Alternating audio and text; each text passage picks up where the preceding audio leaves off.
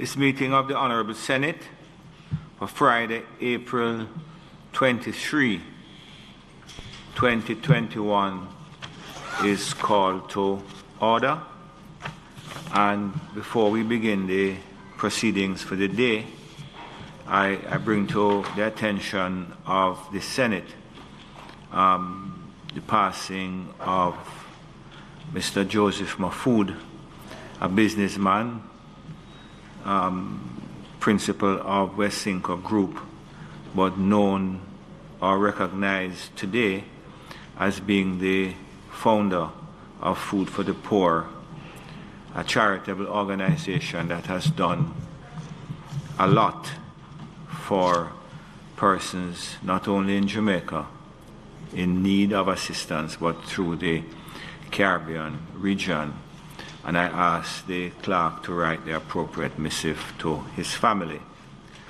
Now, subsequently to the passing of Mr. Mahfood and recognizing that over 750 Jamaicans have lost their lives as a result of the COVID pandemic in this country, I wish to make it clear that we mourn and offer condolences to the passing of every single Jamaican who has died during this time.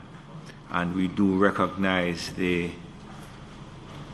hurt that is visited upon family members who lose people at this time when even going to the hospital to see your loved ones is impossible. However, having said that, I ask the Senate to as well to recognize yes, the 750 odd Jamaicans who have died, but specifically attorneys Mr. William McCullough, who is the husband of the former Chief Justice, Honorable Zayla McCullough, and Captain Paul Beswick, who is an attorney at law and the husband of sitting Supreme Court judge, and the senior puny judge, Ms. Carol Beswick. And I would ask that the House clerk writes accordingly. And of course, Mr. Michael Sharp, a veteran journalist and a lecturer who passed very recently. And we ask that note be made of their passing and that the appropriate letter be sent to Mr. Sharp's family. It would be remiss of me not to point out how abhorrent it was for me to hear that the public health nurse that had given him his vaccine was suffering or receiving threats to her life. In having said that, I certainly record the gratitude of this Senate to the frontline medical staff and the public health staff who have been managing this pandemic. So on that somber note, I ask statements by ministers. Mr. President, I would, of course, add my own condolences on behalf of the members on this side, or sympathies to the families, the colleagues, and loved ones of all who have passed, and in particular, of course, the individuals who you have singled out by name. Mr. President, I do have a statement this morning, and it is in relation to the work of the Ministry of Foreign Affairs and Foreign Trade to coordinate relief efforts for St. Vincent and the Grenadines, as well as a very brief update on the arrival of a number of Jamaicans who had been affected by travel restrictions in respect of the United Kingdom. Mr. President, thank you. Members would be aware, of course, of the humanitarian disaster which threatens our Caribbean brothers and sisters in the St. Vincent and the Grenadines. After 4 decades of inactivity, the La Soufrière volcano began spewing smoke and rumbling last December in the lead up to a full-blown eruption a few days ago. Since April 9th, La Soufrière has been spewing ash and emitting pyroclastic flows. Small earthquakes and rockfalls have also been recorded. According to the most recent situational update from PAHO and supported by NEMO and SEDIMA, between 16,000 and 20,000 persons are expected to be displaced. Entire villages have been covered in ash, which has destroyed crops, livestock, and tainted sources of potable water. Mr. President, the disaster risk responses of CARICOM have been activated and are concentrated in the Eastern Caribbean in accordance with the sub-regional groupings of the SEDIMA framework. However, the Ministry of Foreign Affairs and Foreign Trade continues, as we are brothers and sisters in this region, we continue to be in contact with the government of St. Vincent and the Grenadines, and ODPEM continues to work with SEDIMA. Mr. President, of course, this Honourable Senate would have taken note of reports in the public domain which already would have indicated that Prime Ministers Gonsalves and Holness have spoken, and Jamaica has pledged its support in respect of the provision of our DART team, as we have for Dominica previously and the Bahamas. Members would also recall that Jamaica is actually focal point for the Northern Caribbean in respect of the SEDIMA framework. So, but we have helped in the Eastern Caribbean before, and accordingly will continue so to do.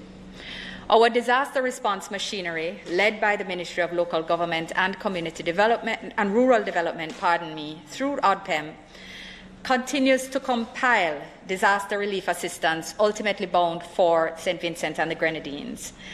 The DART team, the Disaster Assistance Relief Team of the Jamaica Defence Force, stands ready to deploy if requested, as discussed between Prime Ministers Gonsalves and Holness, and we have engaged the Canadian government, who provided airlift before, to be at the ready as well if we are called by our brothers in that country.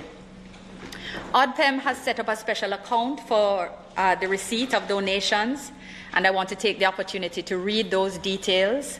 The name of the account is a donation account for St. Vincent Relief, and it is located at the NCB Oxford Road branch. The account numbers, and I'll repeat them because I know that persons will share it on social media and persons will take note for their own personal use within this Senate and otherwise. The account number at the NCB Oxford Road branch is 212-387-304. And again, it is the donation account for St. Vincent Relief, and we encourage all Jamaicans and friends of the Caribbean to give generously.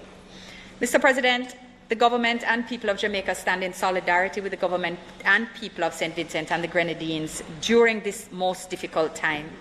We recognize that the challenges regarding management and recovery from the pandemic are now compounded by this ongoing series of events.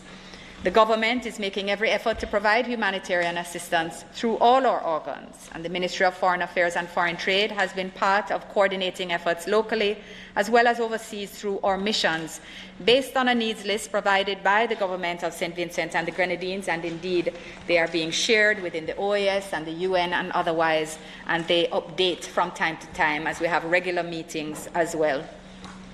We remain in contact with them, therefore, through the Foreign Ministry as well as through ODPEM and SEDIMA, and of course the representatives of the JDF are also in contact.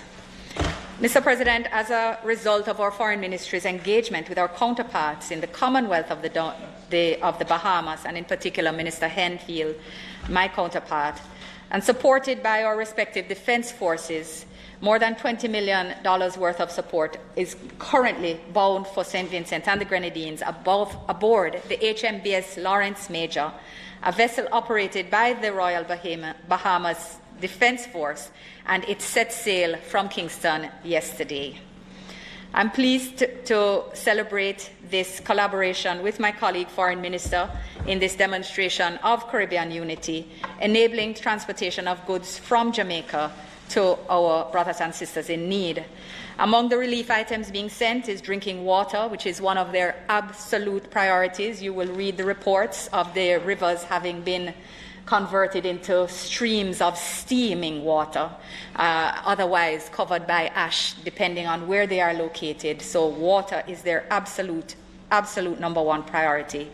And of course, we have also sent disaster kits and, very importantly, 2 pallets of animal feed, antibiotic, IV fluid, bandages for animals, syringes, needles, and other agricultural specific support based on contact that was also made by the Agricultural Minister of St. Vincent and the Grenadines with Minister Floyd Green, and their agreement that we should provide some support because their animal stock is under severe threat, those which have survived, and therefore we have provided this support. And those are all included. We were able to pull them together in time to make the sailing schedule of the HMBS Lawrence Major. Mr. President, our overseas missions are also involved in the effort. In Europe, our mission in Geneva through the Jamaican Association in Switzerland has launched an appeal which is well underway.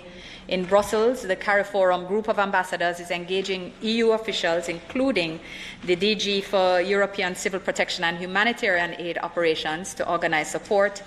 In North America, appeals for relief items and financial donations have been launched by our consulates in New York, Toronto, and Miami in collaboration with other Caribbean consulates. And the Caribbean Consular Corps in Miami, of which we are also clearly a part, has already arranged to send a container of emergency relief items, including water and face masks, to the disaster zone. And this is complemented by containers of water also being sent by Food for the Poor from their Florida office as well.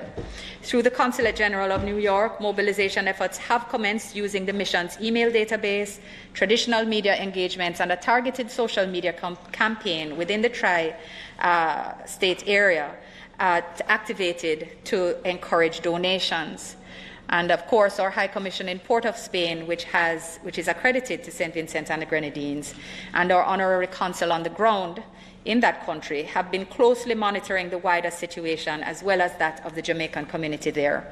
And needs of the community members, and they are largely well-assimilated persons who have been living there for years. And the numbers are close to 500 persons. Their needs are generally shared through an established social media group, which they have. And they're thus far, where they're not met by the state, they are met by fellow Jamaicans where they are in need and where we are able to assist. And we've only identified 2 Jamaicans who had been residing in the vicinity of the eruption, that is in the red zone, who were at risk and successfully evacuated. We have not been notified of any other Jamaicans who have been living in the red zone and been in need of evacuation. Mr. President, in this broad context, I want to use this opportunity to thank the Honourable Desmond Mackenzie and the Ministry of Local Government and Rural Development, I see it here as community again, ODPEM, the Honourable Floyd Green and the Ministry of Agriculture and Fisheries, Food for the Poor, the Red Cross, Private Sector Organisation of Jamaica, and other members of the private sector, the Jamaica Society for the Prevention of Cruelty to Animals, the Jamaica Veterinary Medical Association, the Honorary Consul for St. Vincent and the Grenadines in Jamaica for securing supplies, which were all put together and have been set sail on the HMBS Lawrence Major. Of course, I want to also thank all concerned Jamaicans here and overseas and friends of the Caribbean who continue to actively mobilize support through their own means.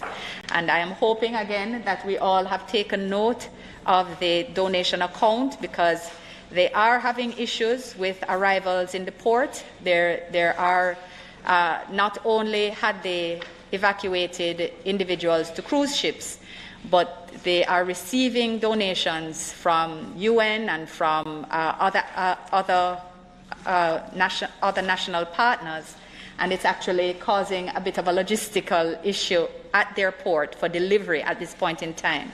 So one of the things that they are encouraging persons to do is to donate in cash, which allows them to procure as they need, what they need, when they need, and to manage the logistics of their arrangements better. So we are sending priority needs, which they have requested, but we are encouraging persons to donate cash when possible, because it eliminates the issue of transporting the goods as they are able to get them in the manner which is most efficient for them.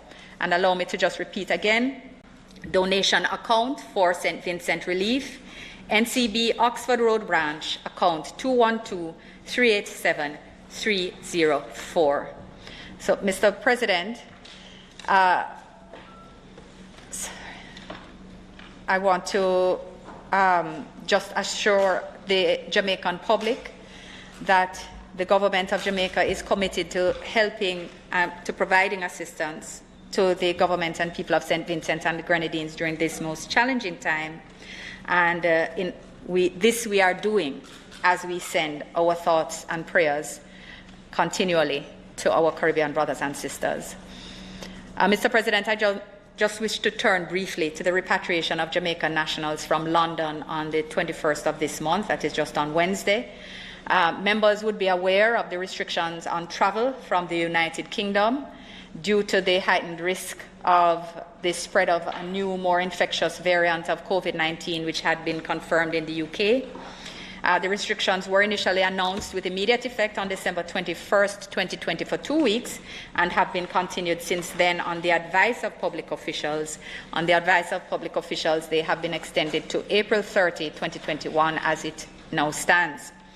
Through the facilitation of the Jamaican High Commission in London, our Consular Affairs Department at headquarters here, the Ministries of National Security and Health, as well as their relevant agencies, and in particular, I want to emphasize how important the Ministry of National Security, our JCF, our JDF, our nurses and doctors have been to this process, and the technical team in the Ministry of Health as well, to work through the logistics for even as manageable, one would think, a number as have come home this time. Because it is with their help we have been able to bring home 27 nationals who ordinarily live in Jamaica and who were facing particular challenges in the UK. Mr. President, I want to thank as well British Airways, who facilitated their arrival on this special flight.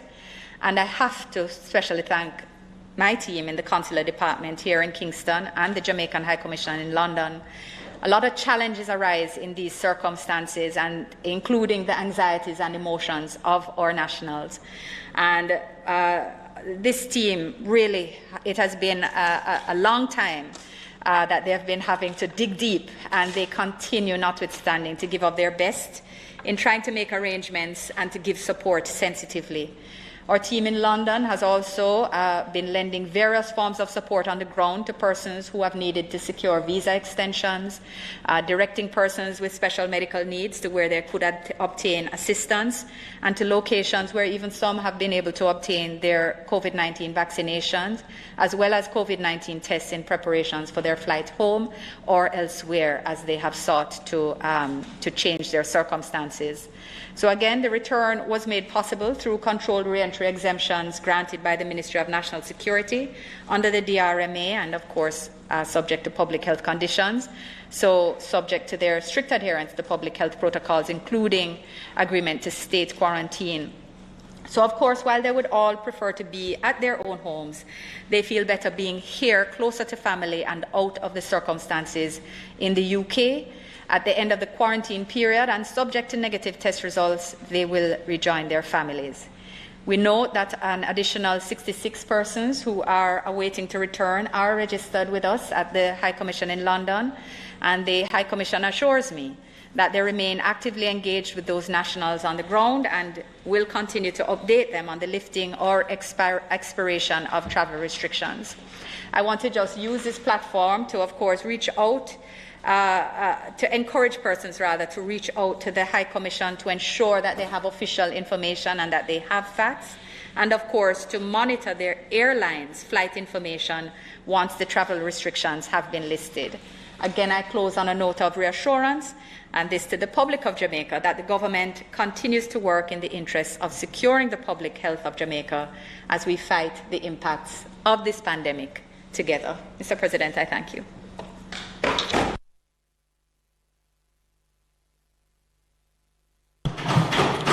Thank you, Minister. Senator Scott Motley.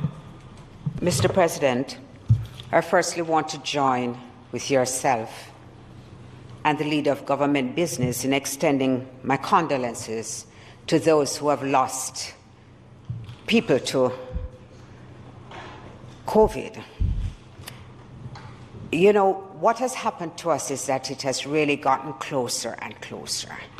And so in the beginning, it was numbers and you were sympathetic and you felt, you know, a sense of dismay. But as this has progressed and we are now in excess of 700 people, we are losing friends, we are losing family, we are losing close acquaintances. The legal fraternity has lost quite a few of their members. And so it becomes so personal. I am pleased to see that the measures seem to be having some impact and our positivity rate has declined. In fact, I think yesterday there was only one death. And who would think that we would celebrate only one death? But when you have 13 in a day and the norm is 6, you are grateful for that. So I want Jamaica to understand that we here really extend our deepest condolences for what the tragedies which have now become a part of our life.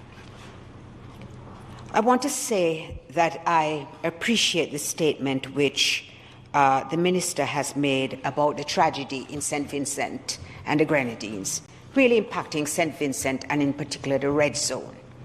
When you think about the size of the population in St. Vincent and you realize it's just a tad over 110,000 people, when you hear that 16,000 to 20,000 people are impacted, you can understand the severity of the situation. When you see that lava flowing, damaging houses, bringing down roofs, when you see persons attempting to scrape the ash from their homes, you can have a sense of what they are undergoing. It was interesting to hear the Minister of Water and Sewage explaining that you can't put a tarpaulin over the rivers. So there's very little you can do in terms of government to prevent the contamination of the water system. And it is a fact that no matter how much water you send, it simply is not enough. Our condolences and our sympathy goes out to people. We have colleagues there, so we have, everybody has a WhatsApp group now for everything. So we do have a WhatsApp group that keeps us apprised of events and what is taking place there. And every time you think that this has ended, another explosion occurs. Yesterday we had one in St. Vincent. And the first thing that I did was to send my son, who lives in Barbados, a message. Any ash there now? Because the truth of it is that it is not only St. Vincent which has been impacted. Barbados, who responded immediately to assist St. Vincent, has been severely impacted. The ash has turned day to night there. It has damaged crops, it has impacted animals, and it has prevented the ordinary course of business for weeks. The airport has had to be closed, so that the economic tragedy is felt not only by St. Vincent. Yesterday, you could see in Jamaica that the skies were different. That the skies were, in fact, almost as though there was a little, it was darker, not clouds. You couldn't see the clouds. And when you hear that the impact will reach as far as India, that Spain is impacted, you know that we really are just all so interconnected, and what happens one place will impact everywhere. This is going to take a long time for them to recover. They say that it almost has the impact of the 1902 explosion. I'm not sure, Minister, whether there are any reports of people dying. I've not heard that. And when you think about the fact that 1,600 people lost their lives in the 1902 explosion, you just have to simply give God thanks for having saved these people from this. St. Vincent, I don't know how we are going to be able to help in the long term, but I do know that I hope that the entire world will come to their rescue and will assist in them returning to normalcy. You don't get back animals just like that, and you don't get back crops just like that. So it's a long haul. I can see where there has been a response, and Jamaica has responded by sending supplies. There are a number of accounts, Minister. Even the People's National Party has opened one so that people can send cash. United Way, different entities. I was totally unaware that ODPEM had one, and I thank you for bringing that to the attention of the country so that they can choose where they want to donate. The supplies are desperately needed, but I want to add one thing. You know, most people don't think of sanitary napkins. And I want to encourage as many people as possible to remember that there are young girls and women who are in shelters and who are in desperate need, and it is never too much for you to send. So in addition to all the care packages and the water and the sanitizers and all the things that are desperately needed, just remember to include that as well. So we look forward to seeing what will happen in the future and the sort of help which St. Vincent will need in the future. All hands must be joined in this attempt to get them to have a smooth recovery. I'm absolutely delighted, Minister, to know that some of our nationals are now returning. When I saw a headline in a newspaper saying that one family had £15,000 worth of debt because they had to pay hotel expenses, I was taken aback. Because you make assumptions that, you always have a family member here or a friend here who you can catch with, and that Jamaicans will naturally open up their hearts, Jamaicans in the diaspora. Sometimes it's not possible. And this family has encountered this problem where £15,000 they have to find to pay hotel bills for their family. It's almost ironic that the flights from the UK had been stopped when the UK has achieved some kind of level of almost the herd immunity that the Prime Minister had hoped for at the outset is obviously now impacting. And what is happening to the United States and to other places is that it is a UK variant which is threatening their population. There is a touch of irony in that. But we are grateful that at least in the UK, it has settled down. Anywhere that it settles down is very important. And I am delighted to see that our nationals can now return home and that there are many who will be able to be repatriated in the future. Mr. President, we look forward to seeing here in Jamaica even more improvement. I look forward to the day when I will hear that the positivity rate is so minuscule that it does not need to be reported. I thank you, Mr. President.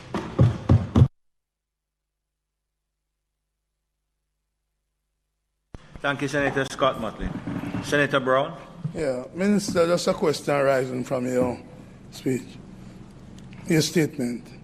In the past, returning residents have been charged for being in quarantine. Could you say what's the situation with these? Are they being charged any costs during the process of quarantine by the government of Jamaica? Thank you, Mr. President. Returning nationals have never been charged, and it had been contemplated because, of course, it is impossible for the government to continue to subsidize, but it was determined that because this number was a smaller number than is registered. As you know, we had more than 90, just over 90 persons who were hoping to be able to be returned, but the number that was determined to have the most critical needs, the government, from a humanitarian perspective, again extended our resources to cover the cost of quarantine for these 27 nationals that have returned. And no national has been charged for quarantine before. That had been contemplated, but it had not been implemented. So. Thank you. And I assume the others who are going to come will face the same treatment. They won't be charged as well.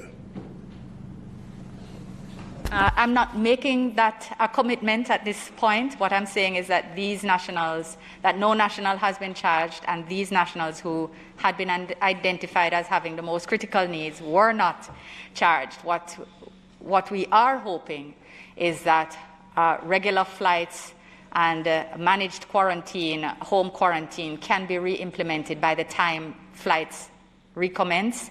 But I will simply say that I can't commit because it is not a decision for me. What I can say is that it has not been implemented and was not in respect of these persons. Thank you, Senator Brown. Thank you, Minister. Bills brought from the Honourable House of Representatives.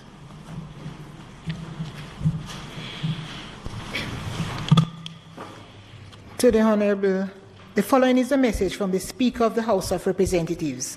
To the Honourable Senate, I have the honour to advise the Honourable Senate that on the 30th day of March 2021, the House of Representatives agreed to the Senate amendments to a bill entitled An Act to Amend the Disaster Risk Management Act in order to adequately implement and address measures to combat various calamitous events, including a pandemic, and for connected matters.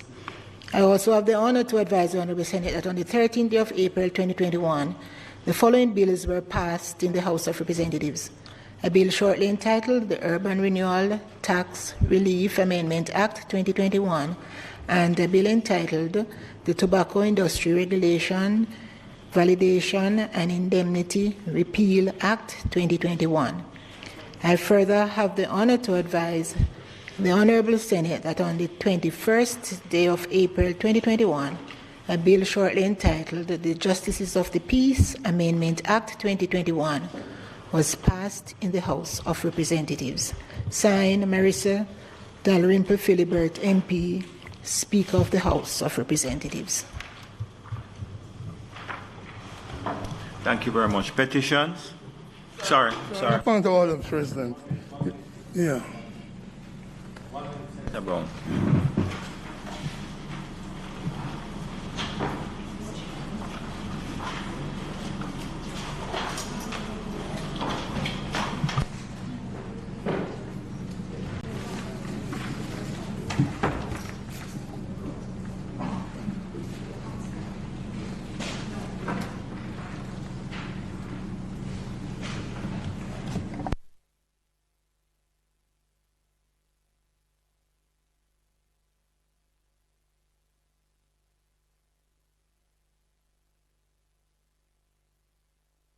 Senator Hill.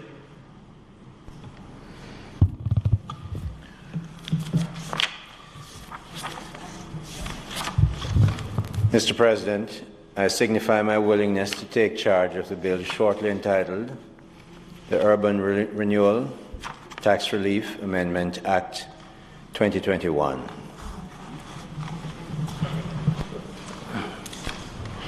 A bill shortly entitled the Urban Renewal Tax Relief Amendment Act 2021, read the first time.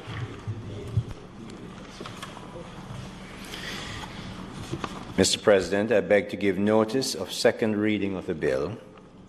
Mr. President, I further beg to give notice that at a later stage today, I will move for the suspension of the standing orders to enable me to take second reading of the bill and to take it through all its concluding stages.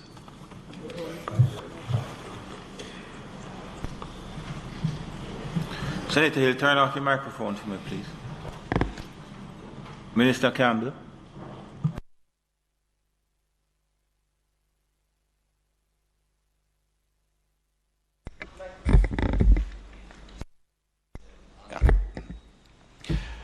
Mr. President, I signify my willingness to take charge of the bill shortly entitled Tobacco Industry Regulation, Validation and Indemnity Repeal Act 2021. A bill shortly entitled the Tobacco Industry Regulation, Validation and Indemnity Repeal Act 2021, read the first time.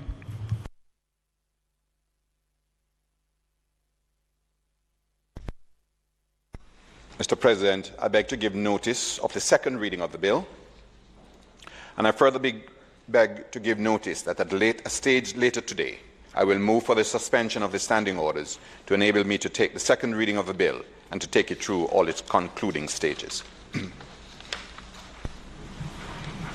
Thank you. Senator Brown, you had something?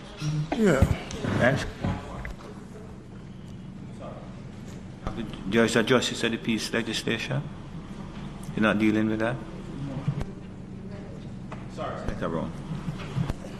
Maybe, Chair, President, you should just take the point and make it, because it touches on that as well. Let me just finish this and then I'll deal with it. Mr. President, I signify my willingness to take charge of the Act to amend the Justices of the Peace Act and for connected matters. A bill shortly entitled the Justices of the Peace Amendment Act 2021, read the first time. Mr. President, I beg to give notice of second reading of the Act. Thank you. Senator Brown. It seems, Mr. President, that we've gotten to bills brought from the Honourable House of Representatives before going through announcement where they would be properly laid on the table. And so maybe we want to recommit announcement. Yeah. I had, through the processes, I had neglected to call for announcements. Thank you, Madam Clerk. Announcements. Laid on the table of the Senate today are the following. Ministry Paper number 20 of 2021 entitled Cabinet Agenda, issues dated December 14, 2020. Ministry Paper number 21 of 2021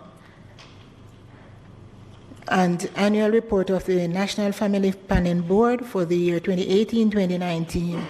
Ministry Papers numbers 22, 23, 24, and 25 in respect of the law reform zones for special operations and special security and community development measures for the August Town Community Zone Social Intervention dated April 8, 2021, the Denham Town Community Zone Social Intervention dated April 8, 2021, the Greenwich Town Community Zone Social Intervention dated April 8, 2021, and the Mount Salem Community Zone Social Interventions dated for September 1, 2017 to April 8, 2021, respectively. Ministry Paper number 26 of 2021, an Annual Report of the National Health Fund for the year 2019-2020, Annual Report of the Scientific Research Council for the year 2019-2020, Annual report on audited financial statement of the Jamaica Civil Aviation Authority for the year 2018-2019. Annual report of the Anti-Dumping and Subsidies Commission for the year 2015-2016. Annual report on audited financial statement of the Kingston Container Terminal Services Limited for the year 2015-2016. Annual report on audited financial statement of the National Road Operating and Constructing Company Limited for the year 2019-2020. Integrity Commission Special Investigation Report into the failure of Dr. Gitanjali Baruram, an employee of the Southeastern Regional Health Authority, SERA, to file statutory declarations with the Commission. The Integrity Commission Special Report on investigation conducted into the registration of Intelcan Technoso Systems INC with National Contracts Commission and the implementation of the contracts for the design and construction of air traffic control towers at the Norman Manley International Airport and the Sangster International Airport. Ministry of Finance and the Public Service audit report of the Auditor General's Department for the period April 2016 to March 2019. Ministry of Finance and the Public Service report on the appropriation accounts of the Auditor General's Department for the year 2013-2014. Ministry of Finance and the Public Service reports on the appropriation accounts of the Auditor General's Department for the years 2016-2017 and 2017-2018. The law reform zones of special operations, special security and community development measures with respect to the Augustown Zone extension of period of operation number 2, Order 2021, the Greenwich Town Zone extension of period of operation number 2, Order 2021, the Denham Town Community Zone extension of period of operation number 2, Order 2021, and the Mount Salem Community and Environs in the Parish of St. James Zone extension of period operation number 2, Order 2021, respectively, and their resolutions. The Airport Economic Regulations, the Airport Economic Regulation Expansion Fund, Sangster International Airport Amendment Regulations 2021 and its resolution. The report of the Standing Orders Committee of the Senate regarding a proposed amendment to the Standing Order to allow members to join and participate in formal sittings of the Senate by virtual means. Thank you. Thank you, Madam Clerk. Petitions, papers, reports from committees. Mr. President, I beg to lay on the table of the Senate a copy of the report of the Standing Orders Committee of the Senate regarding a proposed amendment to the Standing Orders to allow members to join and participate in formal sittings of the Senate by virtual means. Notices of motions given orally.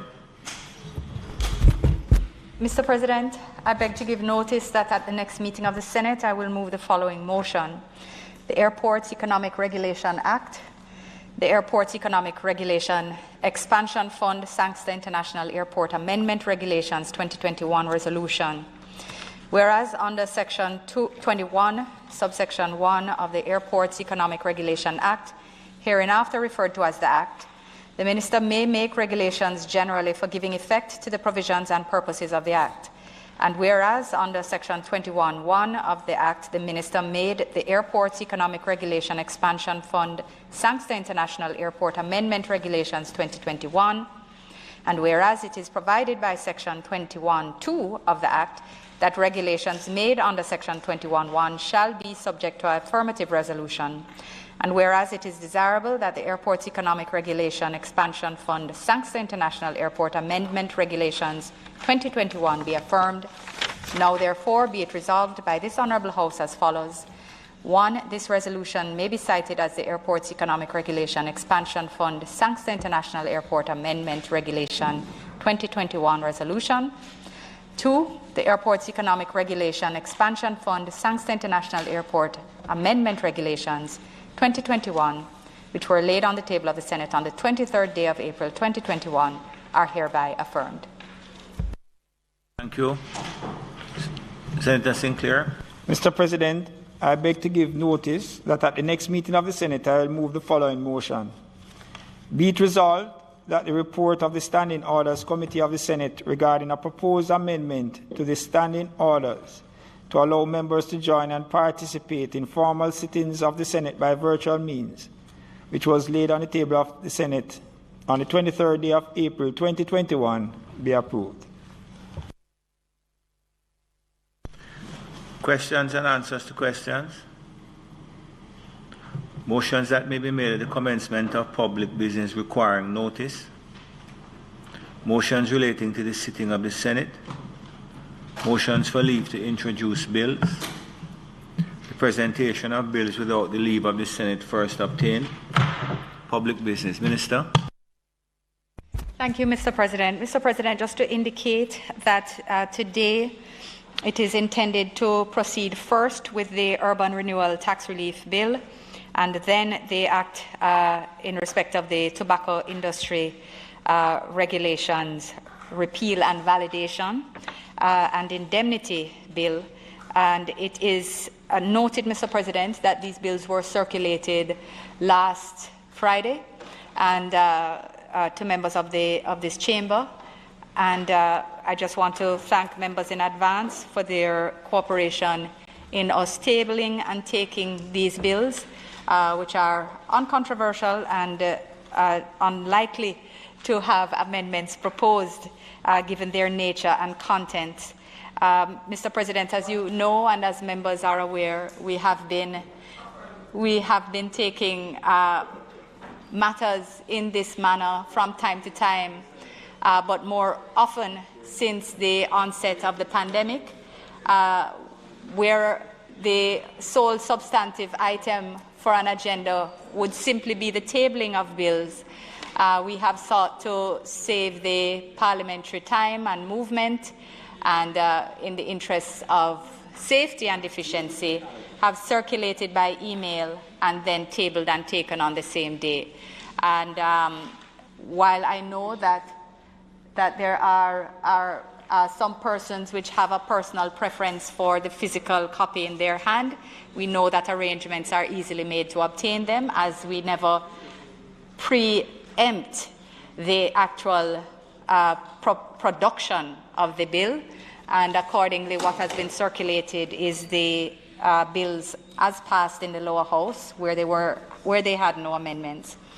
So, Mr. President, Senator Hill will be charged with piloting the Urban Renewal Bill, as you have heard, and Senator Campbell, the tobacco industry. And, Mr. President, these are the formal items listed on the agenda at this time. Thank you, Minister. Mr. President, we don't have any objection to the suggestion that even though it's just been tabling today, it goes ahead. But we don't want this to be accepted as the new standard. Because, you know, some senators, as you said, have a preference. For example, Senator Morris likes to have the physical thing in his hand to have a good look at. And he wants to maintain that right. So while it really is not an issue today, but we don't want it to become automatic. Thank you. Mr. President, you know what occurs to me? In the same way the standing, and I hear the comments of Senator Bunting, and I appreciate the cooperation. It's very much appreciated. But I wondered whether in the same way the Senate has, the Standing Orders Committee has looked at arrangements for the holding of virtual sittings, whether we shouldn't be recognizing this as an option in these circumstances, because it is certainly Senator Morris receives the electronic copy, which is how his software processes. So it is actually the others of us who like the physical one, who are more likely to have to make a slight adjustment to our method of operation. But it is not a difficulty to have someone print the bill or to print the bill ourselves until we make it to the sitting. So it's not that much of a disruption once we are vigilant about the time and ensuring that we try our best to ensure that there is no less than the week provided where it can be, where it is not driven by. But is that something that we should consider, Mr. President, as a chair? Minister, as chairman of the Standing Orders Committee, I will certainly bring it to the attention of the members that it was a suggestion, and we will deliberate it with some expedition.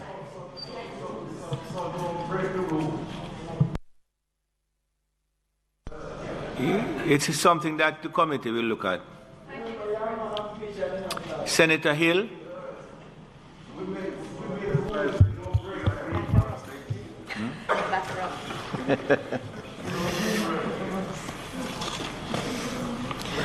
Mr. President, I now move for the suspension of the standing orders to enable me to make second reading of a bill shortly entitled the Urban Renewal Tax Relief Amendment Act 2021 and to take it through all its concluding stages.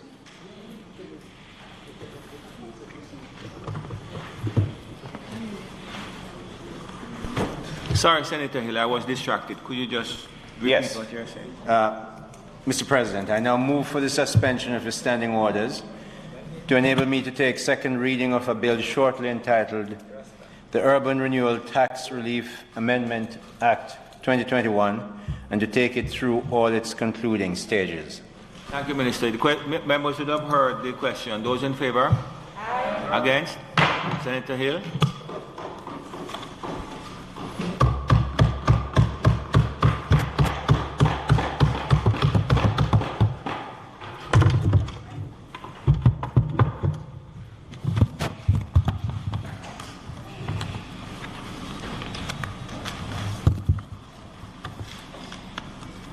Thank you, Mr. President.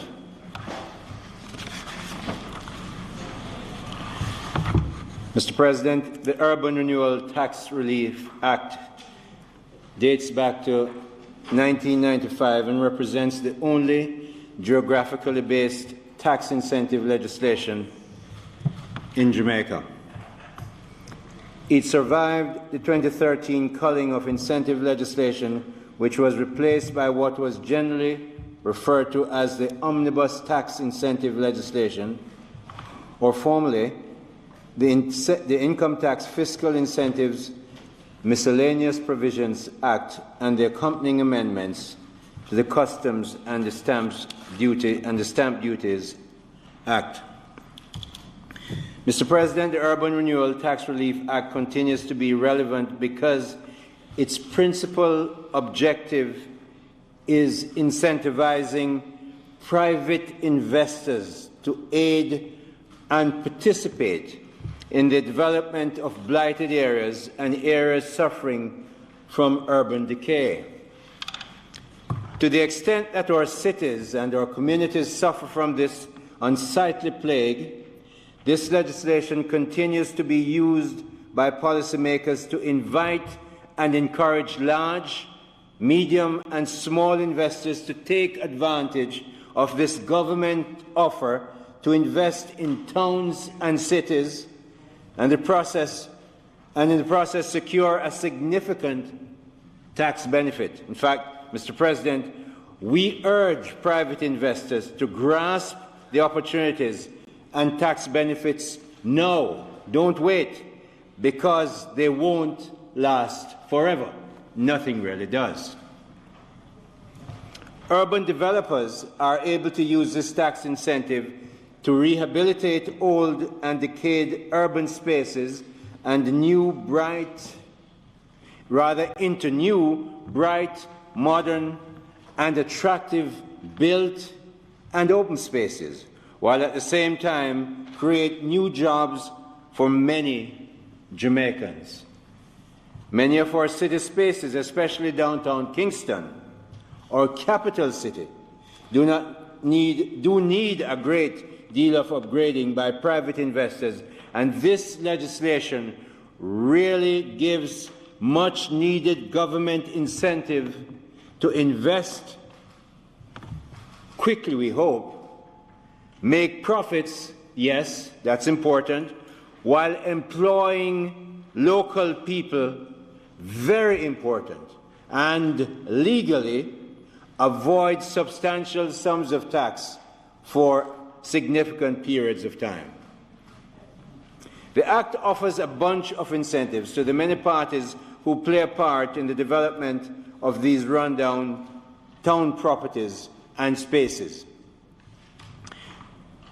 To the investor, it offers tax relief, tax-free returns on approved bonds and loans issued from the funds from the bond issue, in addition to relief from transfer tax, stamp duty, and recording fees.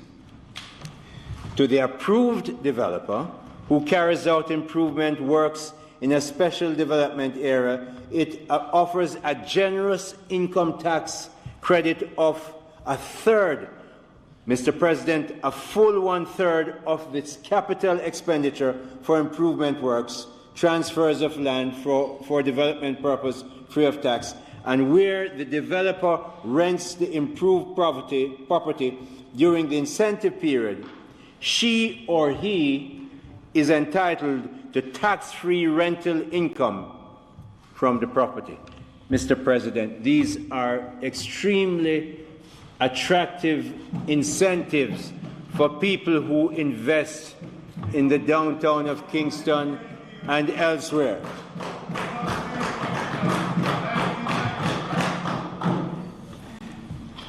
Good things have many fathers, including this. The significant, Mr. President, the significant benefits of the Act, which has been kept over various administrations, the significant benefit of the Act extends further to bestowing a double deduction for the amount of rent paid in arriving at their statutory income to tenants of the improved property during the incentive period.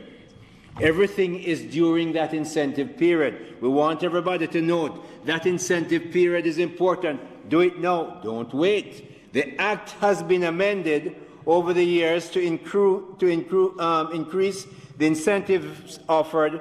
For example, in 2010, when the tax credit was increased from 25% to 33.33%, the one-third I mentioned just now, and to address problems that have surfaced during the process of administering its provisions, as was done in 2015.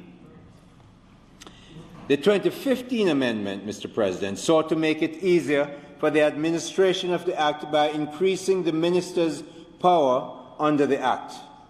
The amendment, which is before the House for consideration, falls within the latter category of amendments and seeks to aid the ease of administration of the Act by clarifying the effect of certain provisions of the Act. Mr. President, the main issue which this bill seeks to clarify is the effect of the prescribed tax incentive period on the utilization of the tax incentives under the Act. Currently, the Act falls within the remit of two ministers, the Minister responsible for Finance and the Minister responsible for Urban Development. The procedure prescribed by the Act for the activation of the tax incentives with respect to an area involves the Minister responsible for urban renewal declaring an area suffering from urban blight or decay as a special development area under Section 3. This is followed, in practice they are done simultaneously, by an order from the Minister responsible for Finance prescribing the incentive period, which must be at least 10 years. The tax incentives operate in an area while these two orders subsist. While it is the Finance Minister who grants the various designations and approvals under the Act, the application process currently in place sees the application being first submitted to the Urban Development Corporation, the UDC as we know it, and of course the UDC, through the expertise of its technical staff, assesses the actual or proposed capital expenditure submitted for approval by the applicant. Based on the information, Mr. President, supplied by the applicant during the application process, as well as site visits to the improvement works, the UDC's quantity surveyor makes a recommendation for the amount that qualifies as capital expenditure for the purposes of the Act. The recommendation goes to a committee which comprises representatives of the UDC, the Ministry of Finance, JAMPRO, as well as persons from the private sector, known as the Incentive Recommendation Committee, or the IRC. The IRC then examines the application, and when it is recommended, the recommendation for approval is communicated to Tax Administration Jamaica, whose role in the process is limited to the preparation of the relevant draft order and brief for submission of the IRC's recommendation to the Minister of Finance. When the Minister approves the application, the order is signed and duly published in the Jamaica Gazette. In practice, the orders designating a person as an approved developer usually speak to the order having effect for a period of 10 years, and applicants usually have the expectation of being granted 10 years. The time is important, Mr. President, because Section 13 lists certain restrictions on how the tax credit may be applied, including a yearly cap of 50% of the approved developer's tax liability. The credit may, however, be carried forward during the time that the approved developer order is in effect. In other words, you miss taking the credit 1 year because of whatever reason, in making enough profit, you can carry it forward to the next year within the period. No issue arises if the 10-year period given to an approved developer falls within an incentive period, or if the incentive period is renewed for a further 10 years. However, the Act is silent on how the incentive period should be construed in relation to the date of application by the developer, which has given rise to ambiguity in the interpretation of the Act. This has resulted in situations where developers continue to enjoy the full package of incentives way beyond the end of the incentive period assigned to a special development area. This creates a distortion within the market, as the approved developer, whose operating costs are low, would be competing for an extended period with rival businesses which do not and cannot enjoy those tax incentives. We need the negative distortion to come to an end. Mr. President, the issue came into full focus when, shortly before the expiration of the incentive period in Spanish Town, which ran from March 1, 2008 to April 1, 2018, 2 applications were received in respect of works to be carried out in the Spanish Town Special Development Area. The urban renewal tax relief regulations allow, Mr. President, for an application to be made by a person who intends to carry out the improvement works in a special development area. However, Section 13 of the Act requires that the works be carried out in a year of assessment during an incentive period.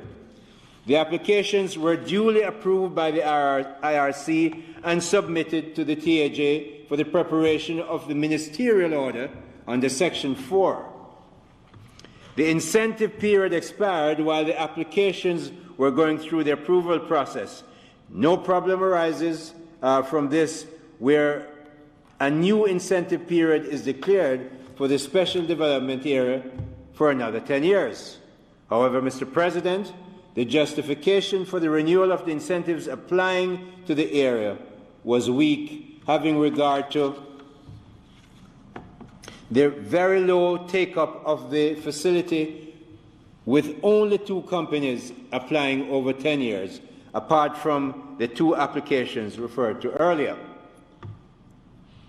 A second weakness was the recent implementation of significant reduction and reform of stamp duty and transfer tax. Another was the abolition of the minimum business tax. Yet another, the elimination of the asset tax on non-financial institutions. Then consideration had to be given to the fact there was an increase in the GCT threshold and a reduction in the GCT rate. The employment tax credit, which was introduced in the omnibus legislation referred to earlier, had an effect on this process. And finally, the recent implementation of the corporate tax credit. That, Mr. President, is a substantial package of positive tax changes. And, Mr. President, we believe these changes should serve as adequate incentives and mitigate against the need to provide for a new tax incentive period for the Spanish Town Special Development Area at this time. Mr. President, it is the considered view of the Ministry of Finance that a more appropriate construction of the Act should result in the developer being given only the number of years between the approval of his application and the end of the incentive period for the area. Beyond the incentive period attached to the area, the tax shelter umbrella no longer exists, and the developer should face the exposure of being a normal taxpayer with the attendant liabilities. This position, Mr. President, will also ensure that persons who are interested in the development of blighted areas will declare, and we want this, declare their intentions at the commencement of the incentive period or soon thereafter, and not delay their decision until the end of the period, expecting then to have the whole period because you applied within before the end of the first period, but it was not extended formally. It will also help the government to gauge the effectiveness of the Act in relation to various areas and how the incentives can be more productively deployed to banish urban blight and decay, which is the objective. We want to make sure people come in early, invest early, get people employed, get the profits that you have to take. Everybody benefits that way. Mr. President, this leads me to the clause-by-clause discussion of the bill.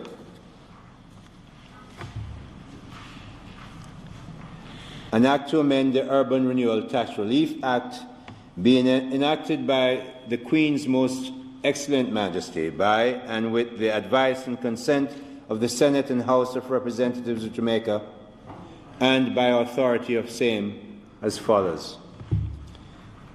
1.1. This Act may be cited as the Urban Renewal Tax Relief Amendment Act 2021 and shall be read and construed as one with the Urban Renewal Tax Relief Act, hereafter referred to as the Principal Act, and all amendments thereto. Section 2 of the Principal Act is amended by A. Deleting the definitions incentive period and special development area. B. Inserting in the correct alphabetical sequence the following definitions. Appointed day means the day of the coming into operation of the Urban Renewal Tax Relief Amendment Act 2021. Effective date means date on which A. An area is declared an approved development area under Section 3.1 or such date as amended or varied under Section 3.3. B. An approved developer is declared under Section 4 or such date as amended or varied under Section 4A. Incentive period in relation to a special development area means the period for tax relief or tax exemption specified under Section 3A. Special development area means an area declared to be a special development area under Section 3. Section 3(1) of this Principal Act is amended. A. In subsection 1 by inserting next after 1 the word minister, the words with responsibility for urban development, and 2 the words purposes of, words in urban renewal under, and B by inserting next after the subsection 2 therefore the following. 3. Subject to Section 4B, where the Minister with responsibility for urban development considers it necessary for the purposes of the Act, the Minister with responsibility for urban development may, by order published in the Gazette, amend or vary the effective date or the area prescribed by an order made under subsection 1. Section 4. Mr. President, the Principal Act is amended by inserting next after Section 3 the following. Where an order is made under Section 3, the Minister may, by order, specify the period referred to as the incentive period during which the relief from income tax, stamp duty, transfer tax, registration, and recording fees under this Act shall apply in relation to a special development area. 2. An order made under Section 1 shall specify A. the special development area to which it relates, and B. subject to Section 3, the incentive period in relation to that special development area. 3. The incentive period to be specified under Section 2B shall be in a period of not less than 10 years commencing on the effective date on which the approved development was declared. Section 5, Section 4A of the Principal Act is amended A by deleting Section Roman numeral 1 and substituting thereafter the following. A new Roman numeral 1 on an application made by the approved developer and subject to Section 4B, where the Minister considers it necessary for the purposes of the Act, Mr. President, the Minister may, by order published in the Gazette, amend or vary the terms of conditions subject to which any order was made under Section 4, and B, subsection 2 by deleting the words subsection Roman numeral 1, B, and substituting therefore the words subsection 1, Roman numeral 1. Item 6, the Principal Act is amended by inserting next after Section 4B the following. 4C, Roman numeral 1, subject to subsection 2, upon the expiry of the incentive period for a special development area, a person shall not be or shall cease to be entitled to any relief from income tax, stamp duty, transfer tax, registration, and recording fees under the Act. And 2, subsection Roman numeral 1 shall not apply to a person who, prior to the appointed day and prior to the expiry of an incentive period, made an application to the Minister, Roman numeral 1, under Section 4 to be approved as an approved developer, or Roman numeral 2 under Section 7 to be declared an approved organization, and whose application, Mr. President, is subsequently approved, whether such approval is given before, after, or after the appointed day. B, a person, Mr. President, declared as an approved developer under Section 4 Roman numeral 1 prior to the appointed day, and C, Any amendment or variation under Section 4A made prior to the appointed day, and D, an approved organization in relation to which notice of such approval is published under Section 8 prior to the appointed day. Item 7, Section 8 of the Principal Act, Mr. President, is amended by deleting the words, notice of such approval shall be published in the Gazette and substituting therefore the words, the Minister may, by notice, publish in the Gazette, declare the application to be an approved organization and the notice period. Memorandum of Objects and Reasons.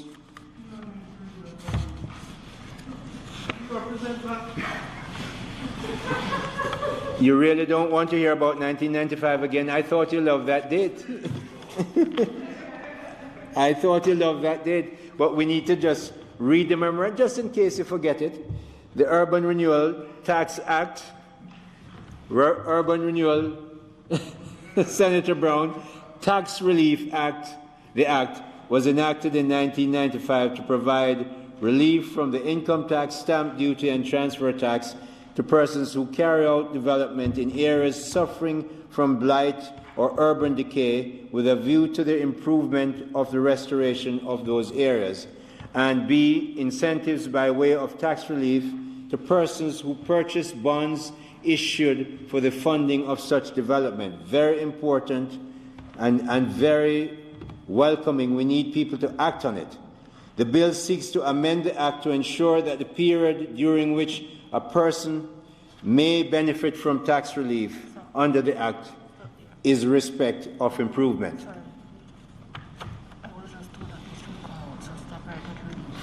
Okay. Just lend me your paper. Okay, okay. The bill seeks to amend the Act to ensure that the period during which a person may benefit from tax relief is the object of this bill. Mr. President, I look forward to the debate and eventually support of this bill. Thank you.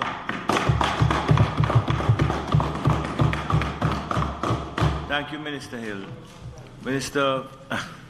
Senator Fraser Benz. Thank you, Mr. President. There's a famous saying that you always say, but I will not.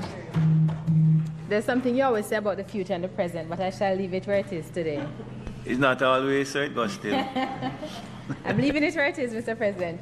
Mr. President, yes, okay, thanks. Mr. President, I asked my colleague how long Senator Hill spoke for, and she's like, I'm not sure. And I said, is it 25 minutes? And she said, about 20. And I said, okay, I'm trying not to go beyond him. Senator Samuda left the chamber, but I made a commitment to him some time ago not to repeat a particular thing that happened. And so I rise to make very brief comments on this bill, which seeks to amend the Urban Renewal Tax Relief Act. Mr. President, yesterday the world paused to celebrate Earth Day, and under the theme Restoring the Earth, we saw, not just in Jamaica, but throughout the world, where the focus was on acts to restore the earth, whether it was a discussion about urbanization or planting trees or climate change, waste disposal. There is no doubt that there is a consciousness in humanity that we must do what we can to restore the earth. And I say that because today we are looking, Senator Hill, at the Urban Renewal Tax Relief Act. And in my mind, urban renewal, though this act speaks specifically to tax relief, urban renewal in my mind goes beyond the economics and it has to look at the social.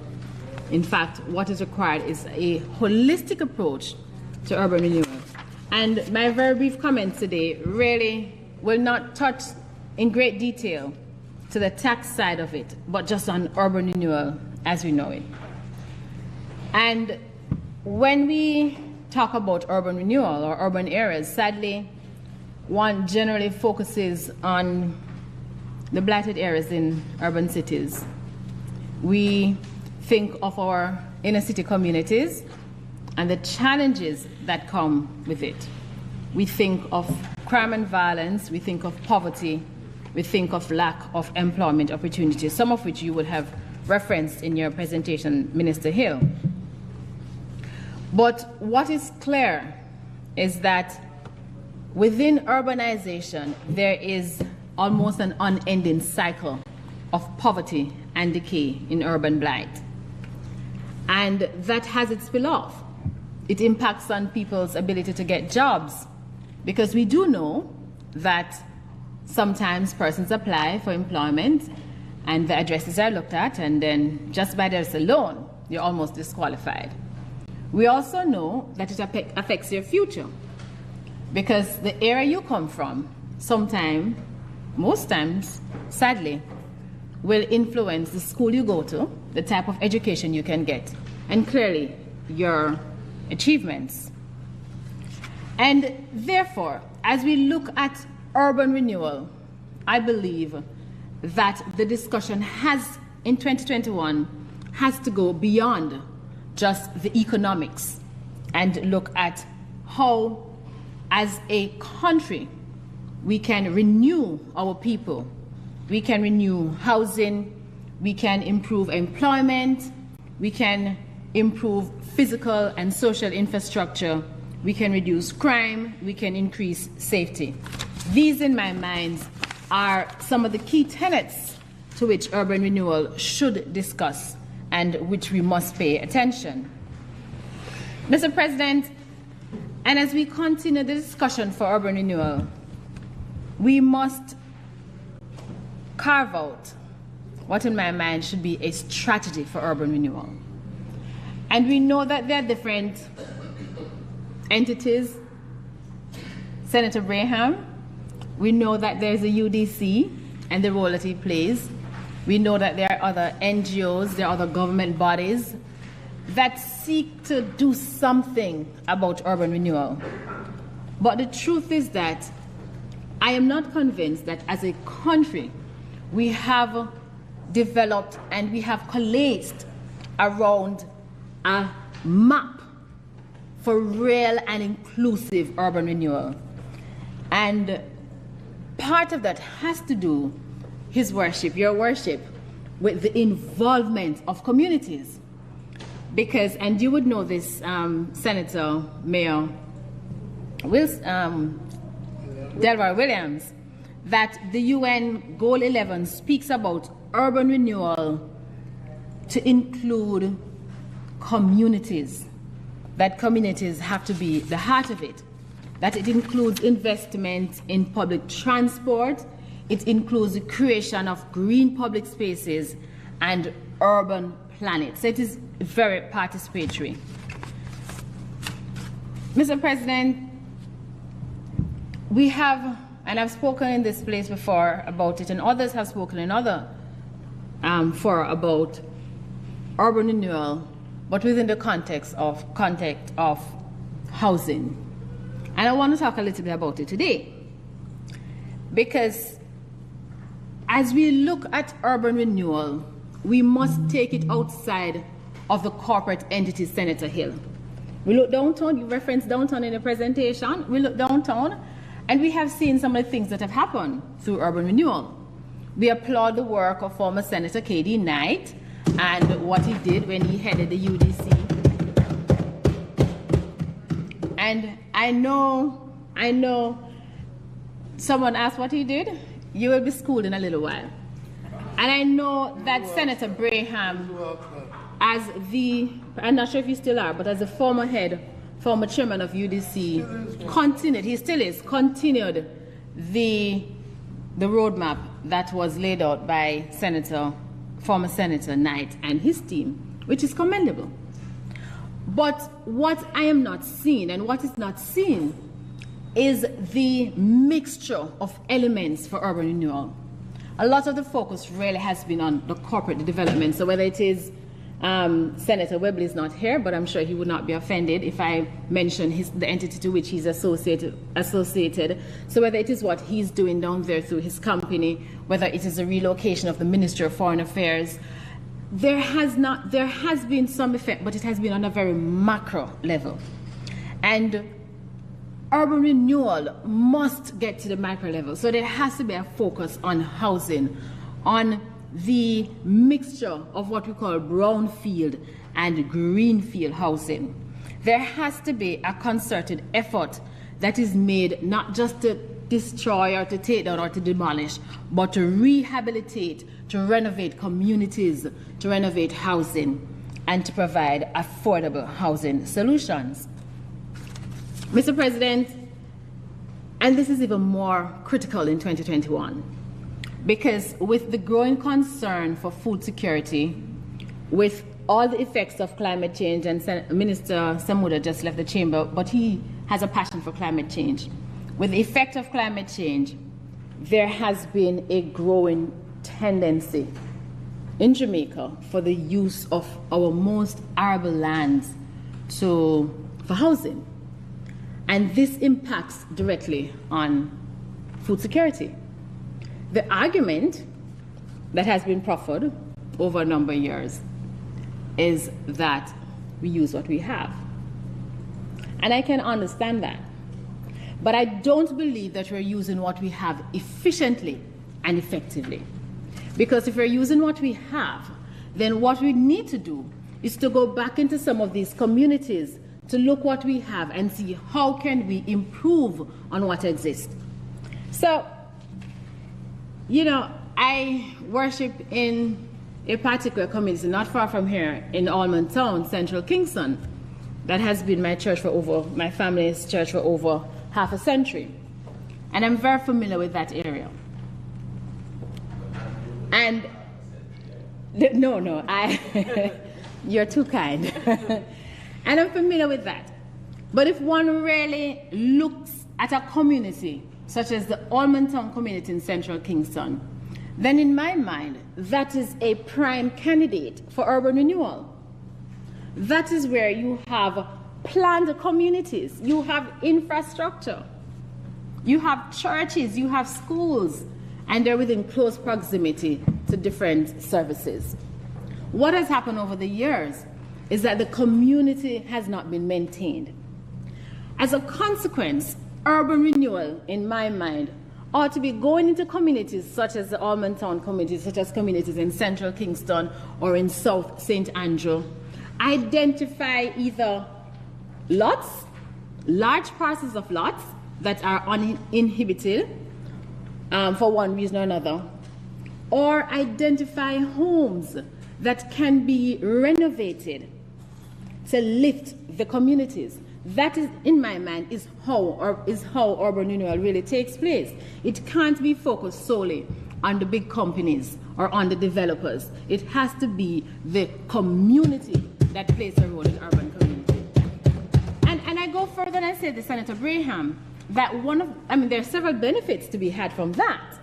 But one of the benefits is that it is less costly, because a community like Almond Town is a planned community. Things would have changed over the years, but it is planned. So what is required is an upgrade of existing infrastructure. So that cost is there. And you rehabilitate housing. And I am proposing that as we contemplate how we deal with urban renewal, that there has to be a focus on this type of urban renewal. Mr. President,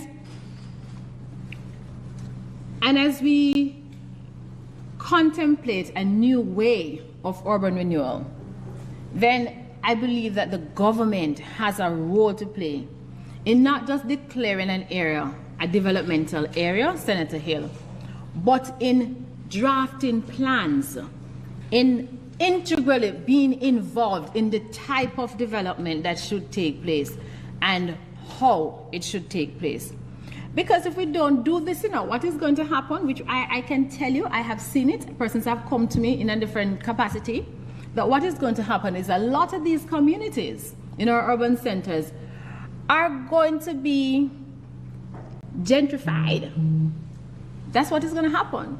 And they are going to be, the persons who presently live there are going to be displaced, and they cannot buy. Because those with the money will go in and they will invest and they will redevelop and they will sell at a price that regular people just can't afford. And I'm quite sure that the objective of any government is to ensure that everyone or most persons can own a piece of this rock. And so, Mr. President, as we consider that, I want to say something. This act was passed in 1995, over 25 years ago. My math is not the greatest, but over 25 years ago. And if we're honest with ourselves, Senator Hill and Senator Braham, and we do an assessment of what we have really achieved since the passage of this act over 25 years ago, then the truth is that we really not have achieved much. You spoke about you gave the example of St. Catherine or Spanish Town, 2 applicants during the 10-year period, right? And I wondered to myself, have we really stopped to consider the reason for the minimal uptake, notwithstanding all the benefits? I also thought to myself last night, and when you said it this morning, I thought you were going where my thought was, that over the years, not just since 2016, but prior to 2016, there has been a steady decline in transfer tax and stamp duty, registration fee. And so the incentives that would have been provided for developers or companies to take up this offer really are not that great. I mean, they're good, but they're not that great, because transfer tax or stamp duty the percentage has reduced considerably. Corporate income tax, the abolition of minimum business tax, all of those things, and these are commendable. But the fact is that these are some of the things that would spur an investor.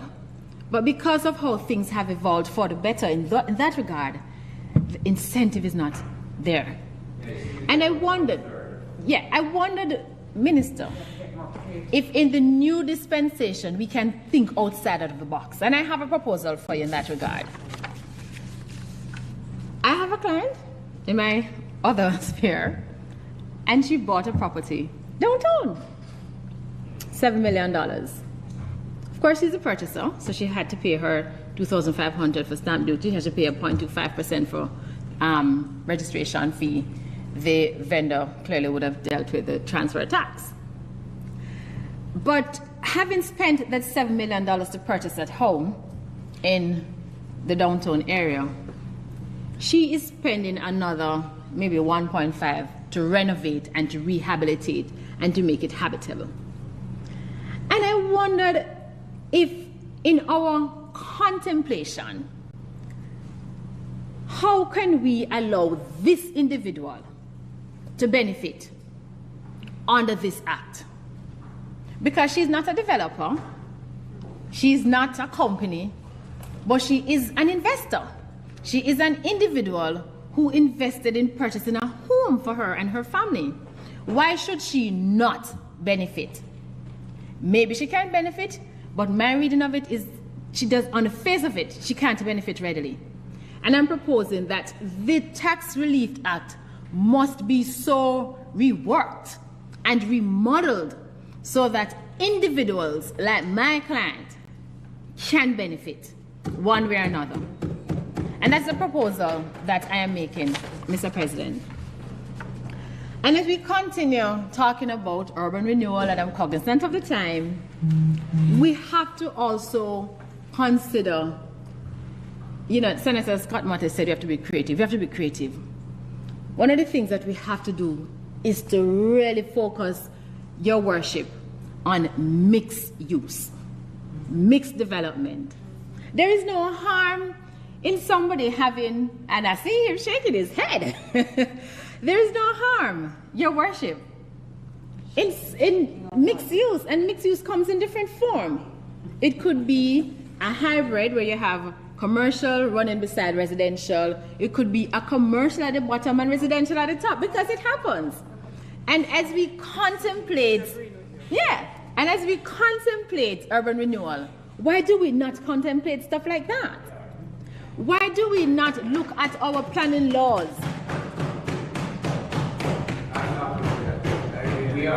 Why do we not? I'm very happy about that. And I stand prepared to work alongside you and Senator Hill to make it a reality.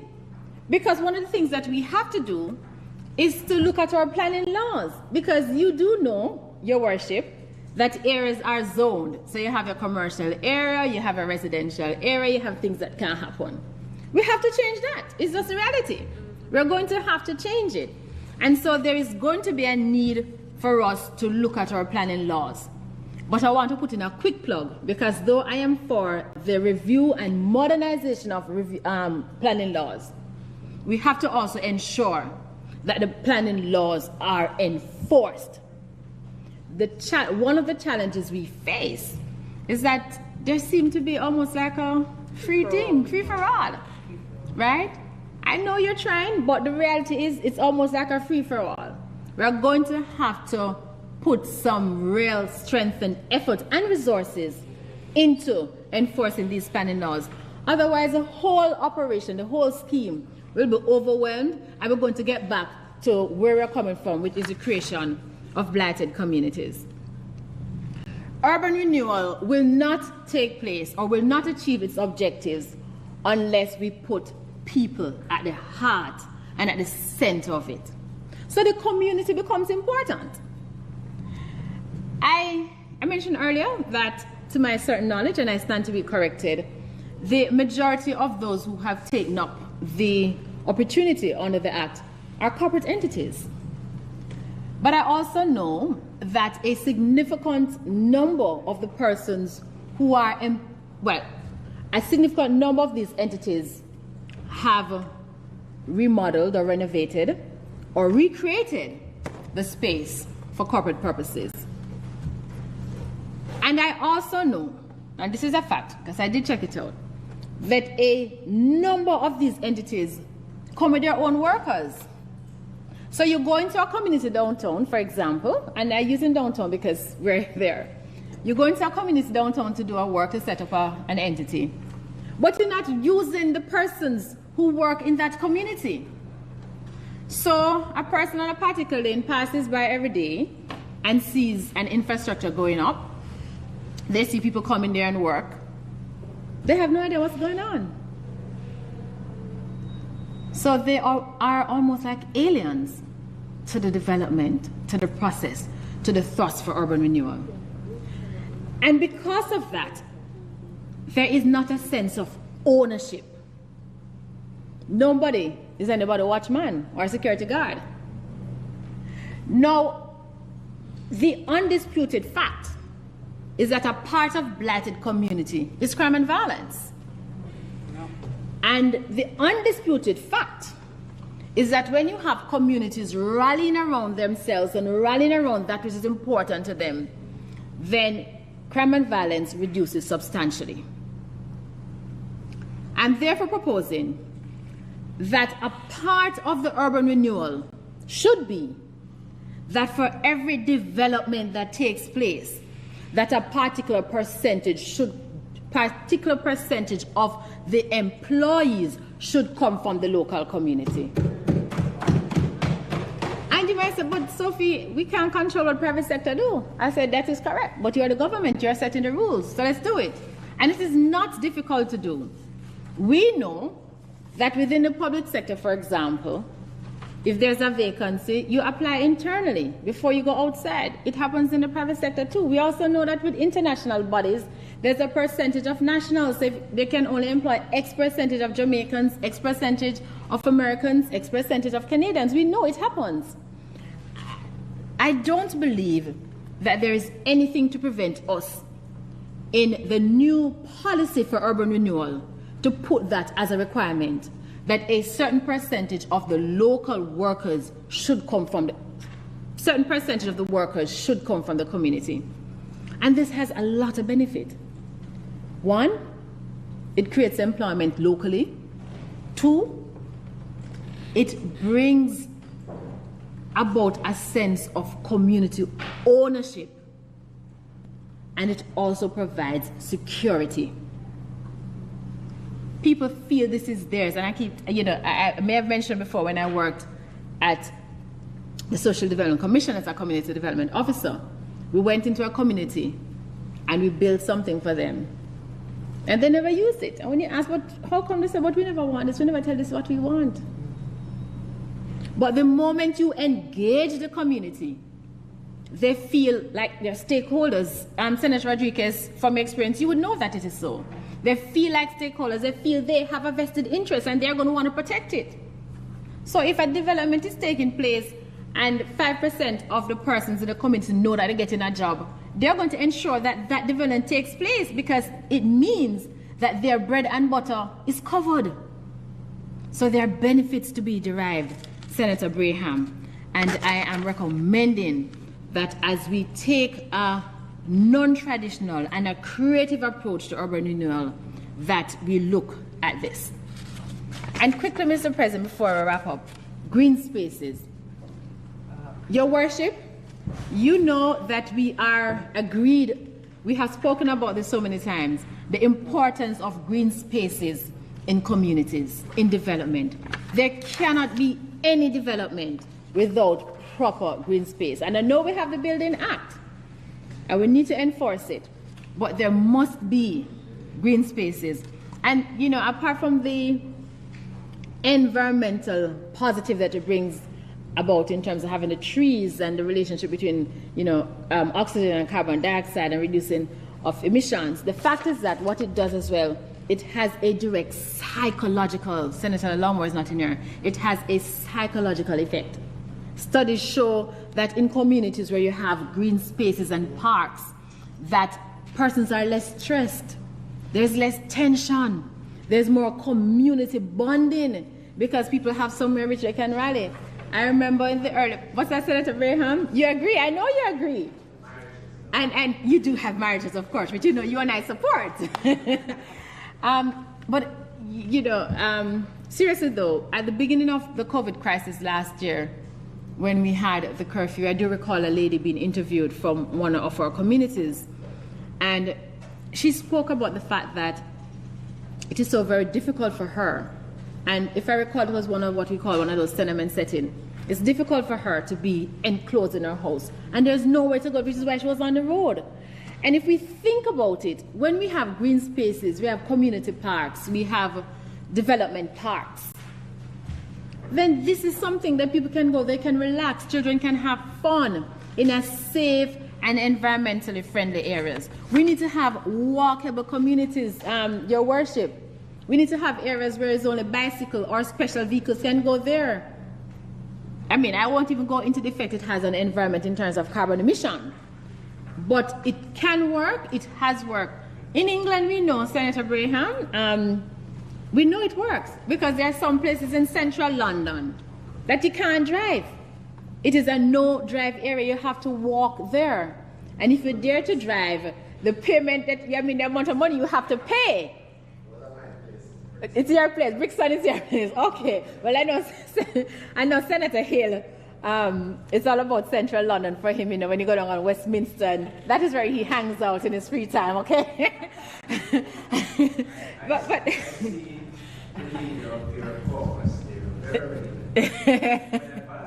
oh, well, as I said, that is your hanging out spot.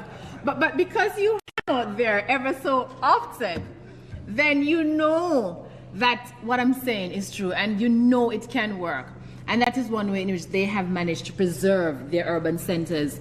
And I am recommending that that is something that we should do.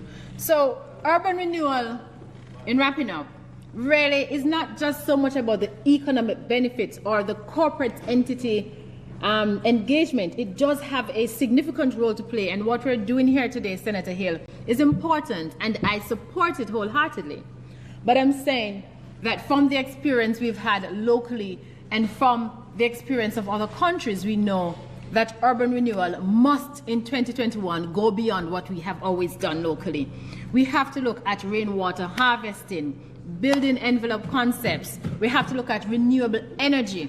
And I mentioned green spaces. And I know Senator Morris would not forgive me if I don't say that urban renewal must also consider the disabled in our ramps and having full and uninhibited access. Mr. President, the fact is that while we improve communities through the building of corporate entities, we must, as part of urban renewal, focus on the quality of lives of residents in urban communities. We have to embrace social and sustainable development. We have to look at land use planning, urban design, greenery, local culture, heritage preservation, and harbor beautification. In closing, Mr. President, I want to say that for us, and I do hope, Senator Hill, that if we don't yet have it, that we will move quickly to develop a policy that gives support to the Tax Relief Act, or if we do have one, that we modernize it, because it does have, urban renewal does have an economic and a social dimension, and the benefits is not just a source of economic production, but is also a basis of social relationships and cultural values, a source of pride, prestige, and often power. And if we accept that, Mr. President, then I believe that Jamaica will well be on its way to achieving its objective of Vision 2030, which is to make Jamaica the choice of place to live, to work, raise families, and to do business. Thank you, Mr. President.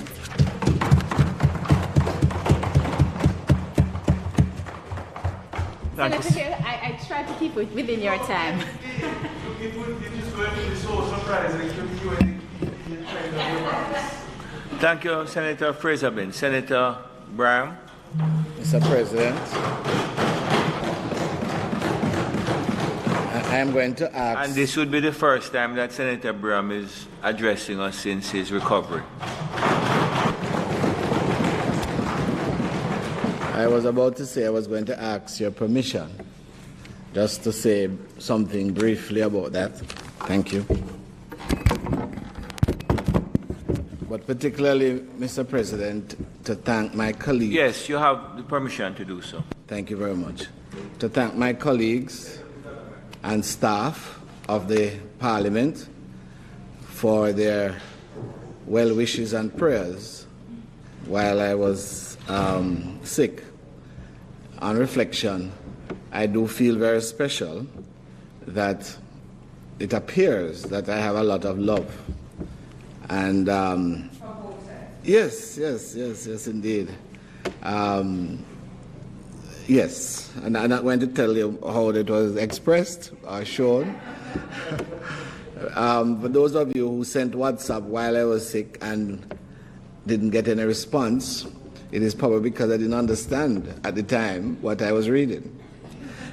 But suffice it to say is that I can say that COVID, of course, is not a nice thing. It can, in fact, generate great suffering. And we know that it also generates some deaths as well. And I give God thanks for surviving, even when there was doubts as to whether I would. And so I can only urge my colleagues and the staff to do all you can to avoid the disease. It is better. I once spoke to a policeman just recently, and he said to me, he just came up to me and said, "You'll take the joke?" And I was a little, initially, I was a little perplexed as what he was talking about. about, then I realized that he was talking about COVID. And I also felt that he thought I was looking medical, you know, because I didn't really know the gentleman. And I was trying to, he was skeptical. And you know, he wasn't even wearing a mask at the time when he was asking me about it. And I was trying to persuade him that it's not a bad idea since he has to be with the public and so on and so forth. But nonetheless, he did put on his mask. And I go to places and nowadays I see security guards. I stop and I say to them, what happened to your mask? That type of thing, and have a conversation with them.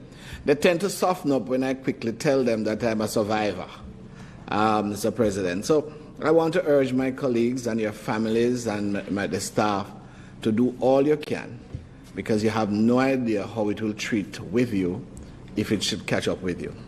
And so I want to start by asking you and urging you and preaching to you on that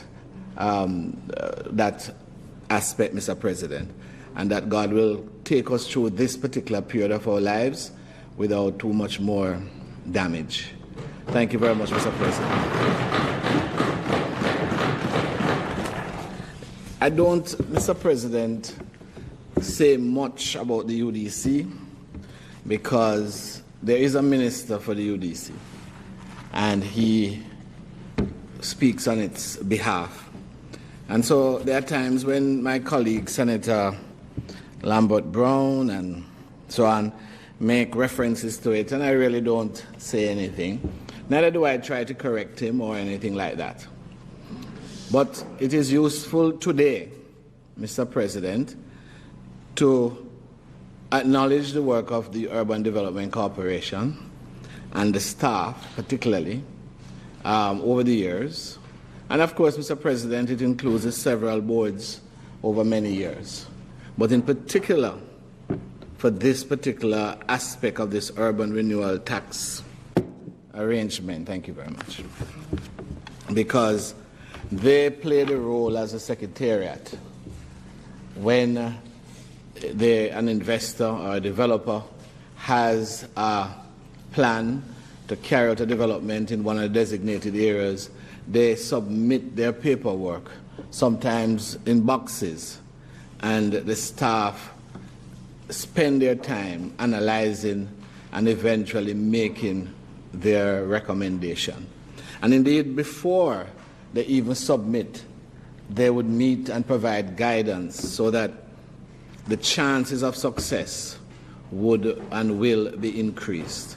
I think that their work has been considerable, and I know that I want to tell the public that they really do deserve commendation for what they have done in this regard over many years.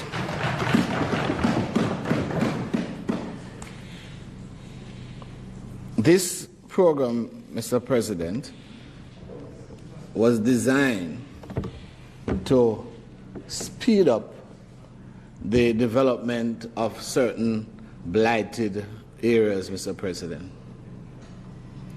And it has helped because, as the minister points out, since this legislation in Kingston, there have been 31 successful applications, and indeed over $8 billion, I think, have been invested.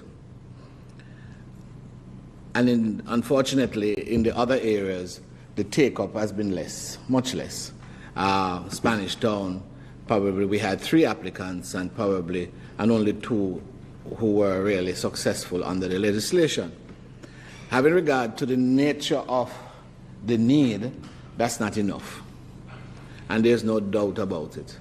I thought before I was the chairman of UDC that I knew downtown well. But since then, I have come to learn what I have christened the belly of Kingston. And I've had the opportunity to come downtown in the night, not only to go on the waterfront at a certain restaurant facility that Senator Brown, no doubt, will quickly remind me started under his watch. But that facility is there, and we are grateful for it. But just to go up into the lanes and some of the other places that you think were business places, but in fact were former business places converted into residential facilities. The take-up has not been good, and I've been thinking about it. How do I, and I mean, Senator Fraser-Binns, I'm not going to particularly try to respond to you. I'll leave that to the minister, who is better equipped. But the question is, how do I get the development of the streets, let's say Hanover Street, to be done in a timely manner? It was assumed that the owners of the properties would take up this tax facility, which is very generous, and so forth. In the survey that has been done among some persons, one gentleman, when I asked him why he didn't use the facility to renovate his building in a particular place, and it looked bad, the building looked bad. He was operating a business in it, and he was an established businessman, so to speak. And he looked at me and looked around and said, "Boss, I not pay a tax, I not pay a tax." So I said, "Well, so what?" Well, he said, "Well, me did check the UDC, and me have to pay a tax. And if me not pay a tax and get me certificate, that me tax art in order. But them say me can't get it." That's what he said. So him like take it, but him not pay a tax. But him doing well, so I engaged him in conversation. I said, "The business look well, why you don't pay tax?" He didn't take me on that, on that. But it did strike me that could be part of the reason, but I am not quite sure why the business persons downtown have not taken up this facility with greater use, especially buildings that are already in use and in need of renovation. But then there are buildings that the owners have abandoned because of certain social activities over the years, and therefore they cannot be located. There are businesses that have been recently acquired by individuals for the purpose of land banking. Interestingly, that has been quietly going on, say, in downtown, Mr. President, which may be a good or bad thing. It's just that they're not doing anything with the building, the land, they just have them. And it does bring to my attention that if we really intend to get the belly of Kingston, and I'm talking about Kingston in particular, moving and improving, we really would not be able to simply rely on the owners, our past owners, our present occupiers. Regrettably, much of the land will have to be acquired by government or taken over by government, and in the end it will going to require some kind of special funding for those who have land or buildings that needs renovation. I think that if we were able, and I'm not denying the need for the human element, and I agree with my friend Senator Binns about the fact that human beings must be the center. And indeed, downtown Kingston, because you have so many residents who are living in former commercial facilities, will no doubt benefit from some kind of housing program. But I think that if we could get these buildings renovated in their old style, an attempt was done on Duke Street to an extent, it would really make Kingston even more beautiful than it is. And there is no doubt that the buildings cannot be renovated unless arrangements are made for the residents who have informally occupied many of them. But it appears to me that at the end of the day, Minister Hill will have to come, and the Minister of Finance, when we are in a financial position to do so, and begin to allow the UDC to acquire some of the properties for the purposes of carrying out this renewal that is necessary downtown and in other similar areas, and to raise funding so that persons can access it. But it appears that it will have to be driven by government. I'm so sorry to say so, because we live in a time where business people ought to take up the cudgels, but they don't often do it. And I think that if we need to have it done much quicker, then it has to be greater. The greater incentives have to be provided, but government may well have to acquire the lands and then deal with it from there. So I support the bill, and I put that on the table. It's not the best time to talk about finding money to spend because of the shortage of money, having regard to the condition. But I'm hoping that as we improve and we grow stronger and we recover, that we will be able to consider that in the near future. Ms. Senator Binns spoke about Almond Town. And I am happy to say that Almond Town is one of those areas that have received significant planning attention in recent times.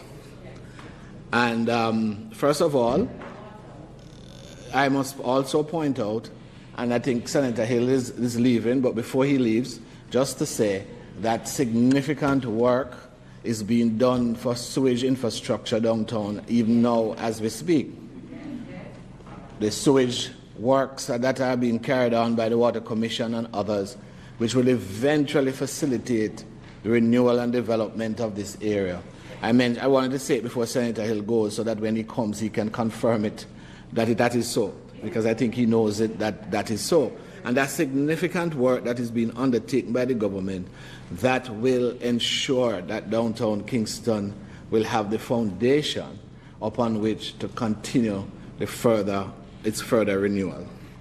But in relation to Almond Town, the government did announce, Mr. President, and the government Oval project. And significant work and study has been done on that, Mr. President, including community engagement. Mr. President, I had the opportunity to go to town hall meetings. Some were on the face of it very hostile, Mr. President, but when I met with the people, they were always very welcoming and loving to me. But we have had community engagement. We have had the SDC, Mr. President, and when this project comes on stream, it is going to be and result, Mr. President, in significant improvement for the lives of the people of Almond Town and that immediate area around Heroes Park. I just say that, Mr. President, because the UDC is responsible as the project managers, not for the money, but for the getting the planning work done, and when it starts to manage it, Mr. President. And I mentioned not for the money for obvious reasons. But we have done significant work, Mr. President. And indeed, in addition to that, the Parliament, as the Prime Minister announced, has been a miracle in the sense of how quickly the agencies of government have gotten together to approve this work. Significant work. Competition was held, Mr. President, as you know. Then the winning architectural team, Mr. President, identified. They have put a team of Jamaicans together, both in Jamaica and outside of Jamaica. And they have worked and produced, I'm not an architect. I can't describe it in architectural terms. But then when you look at it and it is explained to you, and when you see it virtually, Mr. President, it's a thing of beauty. It's not only going to facilitate better parliamentary interaction, but it is going to be a landmark in this city, Mr. President. I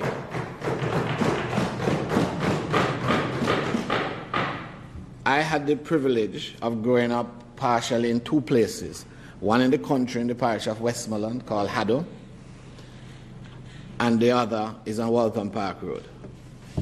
But I do recall as a child, my aunt would take me to town with her in the middle of the week, sometimes on a weekend, whether it's going to Coronation Market, Princess Street. She had always an idea where these little dress shops were, and she would go there and buy all sorts of trinkets in this lane and so on and so forth. She just knew the place and so on. And one of the things she would do is that she dragged me along is to point out landmarks that she considered landmarks.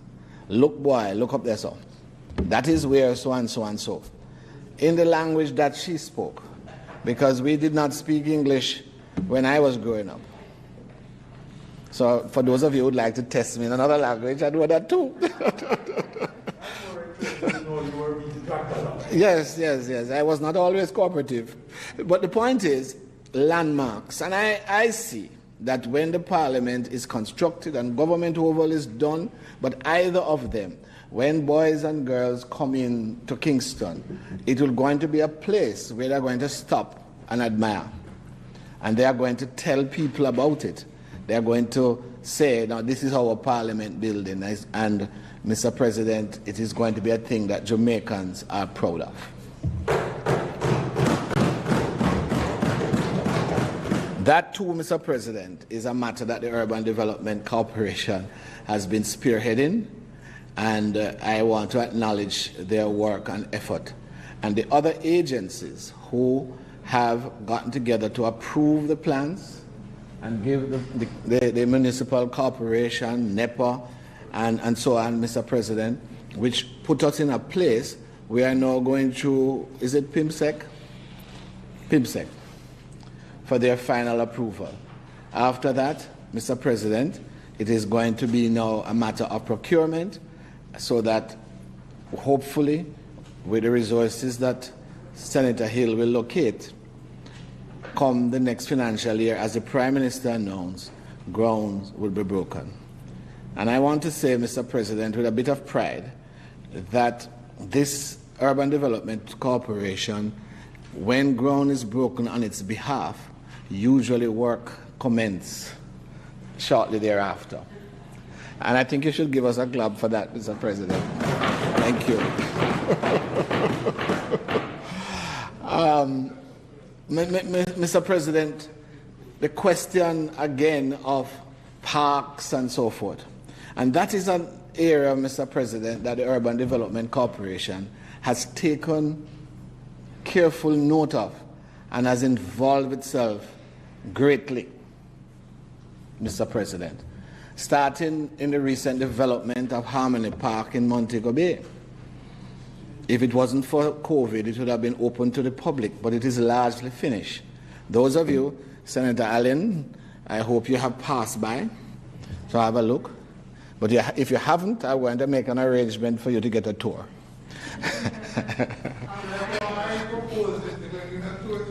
Well, you don't live in Montego Bay. But it is a beautiful thing, Mr. President. It is 16 acres of land. I know that when it was proposed that there were those who thought it was too much. And Senator Brown might be aware of that, and that the land could well be used for other things. Some of it anyhow. But we have stuck to it. It will be a free park, Mr. President, with amenities, and I suspect that some of us will travel to Kingston and spend time there. But you'll recall, Mr. President, the Prime Minister announcing that we are going to develop parks, and that the next one to be developed is the much-announced park in Portmore. Land, UDC land has been designated.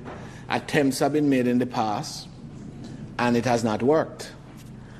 But, and I know when it is done, because we are building a track record now that whatever we say we are going to do, we do.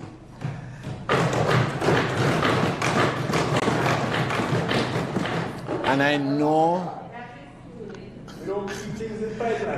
and even though it has been announced by others in the past, and I know that when it is done, it will be mentioned that it was conceptualized by other persons. But nevertheless,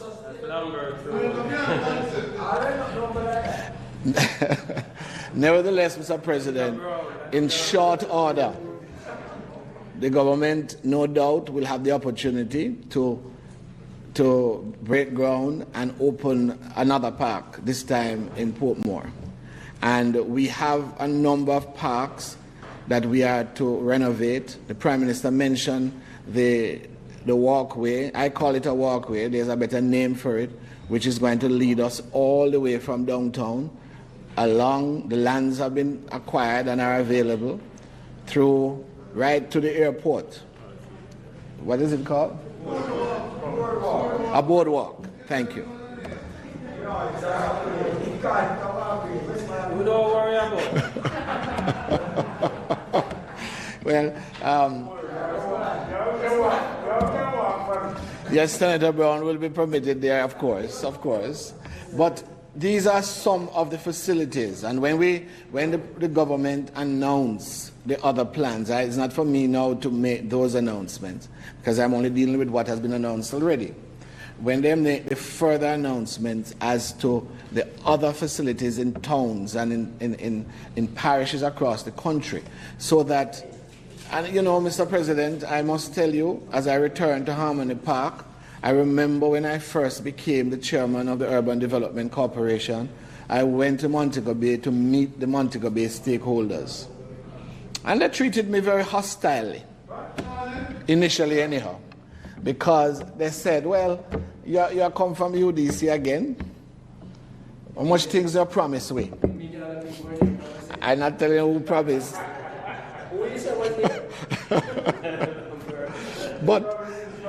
But to be fair, the UDC has done a lot in that area.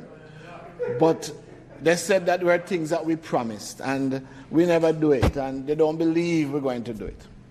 So I said, well, of all the things that we have promised, if you could just choose one, which would you choose? And almost unanimously they said, we will choose the park, but we don't believe you're going to do it. Nevertheless, Mr. President, I went from that meeting to look at this park because I don't know Montego Bay. I didn't have the privilege. Though I grew up partially in Westmoreland, I had no opportunity much to go to Montego Bay. So I went to look at this place, and I thought it was in great use at the time, although undeveloped. People were using it, sitting in there, walking, and so on, and so forth. It was clear, Mr. President, that if it was developed, it would bring great advantage to that parish and even to Western Jamaica. So that we understand the value of parks, Mr. President. Indeed, when the Parliament is built, National Heroes Park will be rehabilitated, Mr. President. This is an announcement the government has already made.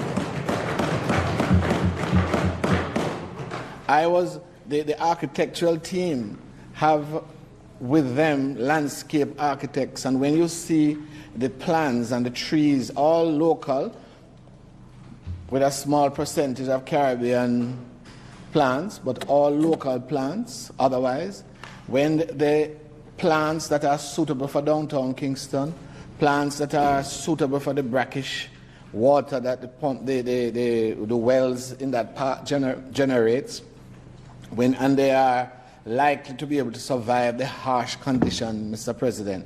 When you see the layout, Mr. President, I assure you that when Senator Fraser Binns goes to church on a Sunday, she will have to stop and sit over there and have an ice cream. Indeed. You may have to take your Bible study over there. Right? But I'm just saying, Mr. President, it's not that the government, certainly in terms of the UDC, has not instructed and facilitated certain things needed to assist urban development, Mr. President.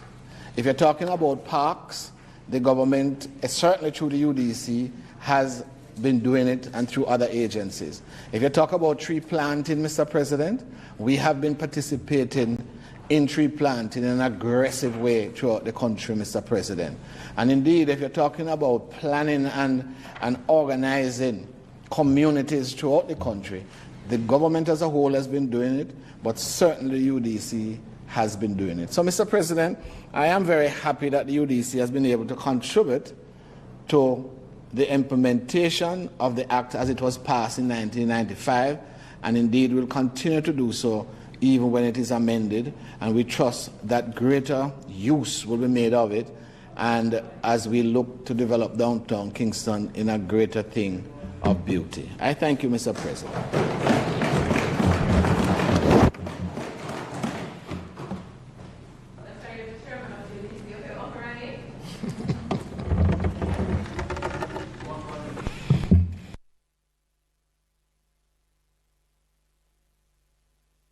Senator Ransford, thank you very much. Senator Allen. Thank you very much, Mr. President.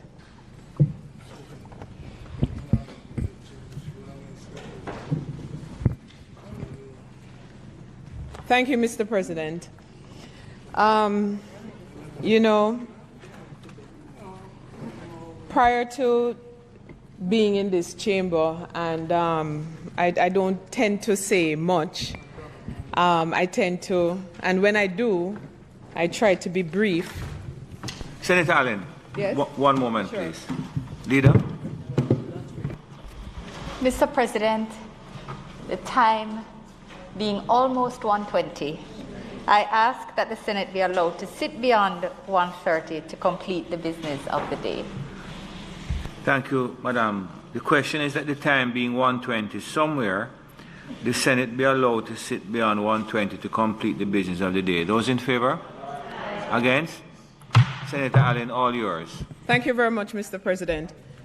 So like I was saying, a few days or maybe a week or so after I was appointed to the Senate, I met with a former Senator Noel Slowly, and he gave me some advice that it's not always necessary to speak, but if and when you do, try your best to be brief and relevant.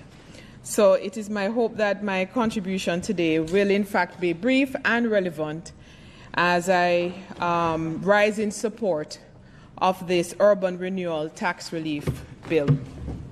Thank you. I will today just say a few words in relation to this with this bill in relation to from the context or within the context of tourism. When I think of places like Charleston, South Carolina, Oxford in England, or New Orleans, a place I've wanted to visit but have not yet, I think of how my city of Montego Bay could be and should be in terms of having people live and work and tourists visit and commingling with great ease. Seemingly, or not seemingly, but in a sustainable way, grow and develop a city. That's a dream I have of Montego Bay. And really, that's sort of the view I have of other cities or town centers, urban centers across Jamaica.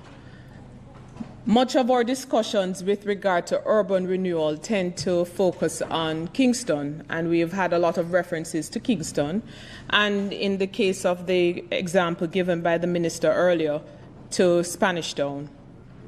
Montego Bay, which is the belly, just like Kingston, Senator Braham, is the belly. The downtown is the belly of Kingston. Montego Bay has its own belly, and I'm sure Senator Sinclair, as a Montegonian, would see where I'm coming from. As a Montegonian, like I said, I live there. And if I'm fortunate enough to have another 30 years or so of active life, I'd still be pretty young, but let's say I have another 30 years or so, I'm concerned about the kind of Montego Bay that I would see based on where it was and where it is today. And there have been many plans. I don't think we're short on plans. Greater Montego Bay redevelopment plan, many plans, as Senator Braham mentioned, in terms of within the UDC. It's now a matter of how do we, many are plans that, if implemented, we would all be quite satisfied with how our towns and cities are developing. A lot of development has taken place in Montego Bay. In the east, you have Rose Hall with lots of new buildings and hotels and other shopping centers. And to the west with Fairview. I beg your pardon? Well. You know, continue. I will continue. Yeah, do not let Senator Sinclair distract you. It's my good friend, you know. It's my good friend. Yes. When you go back to Montego. It's my good friend. He almost saved me this morning. Anyway, so there have been a lot of developments in the Fairview area. The concern, however, that I have is that the heart of Montego Bay, the town of Montego Bay, the city of Montego Bay, is on the verge of being neglected because there's been development east and west and creating new town centers. We have the Civic Center, which was refurbished and in use, the Civic Center, which is in the heart of the town in Sam Sharp Square. There's the Dome. There's St. James Street, Market Street, all these streets that even on North Lane, which is the equivalent of Printer Street that Senator Briam just spoke of, and its own design district. And the potential that it could be for a greater design district is in the Montego Bay. And we should not allow these areas to be neglected and have further decay and ruin. And as such, the incentives that we would want to extend to businesses from the economic point of view for them to invest in not just new, but also renovating old and equipping them to become new and modern facilities for use locally, to be used both by locals and foreigners. We must focus our emphasis or efforts on ensuring that we maintain what we have and not lose just for the sake of new development outside of what already exists. The fact is, places like Holiday Village that I grew up knowing just across the street from Holiday Inn Hotel, a place that was a very vibrant facility. My parents had a restaurant in there. A vibrant area is now basically decayed. We should seek to incentivize and cause for people to want to invest in a place like this because it enhances the work and the business of tourism that is on that stretch. And it will be good to bring back those days when Holiday Village was that vibrant facility that most of us know. So like I said, urban renewal doesn't just mean replacing old with new. It is also restoring the old and making it practical for today and tomorrow.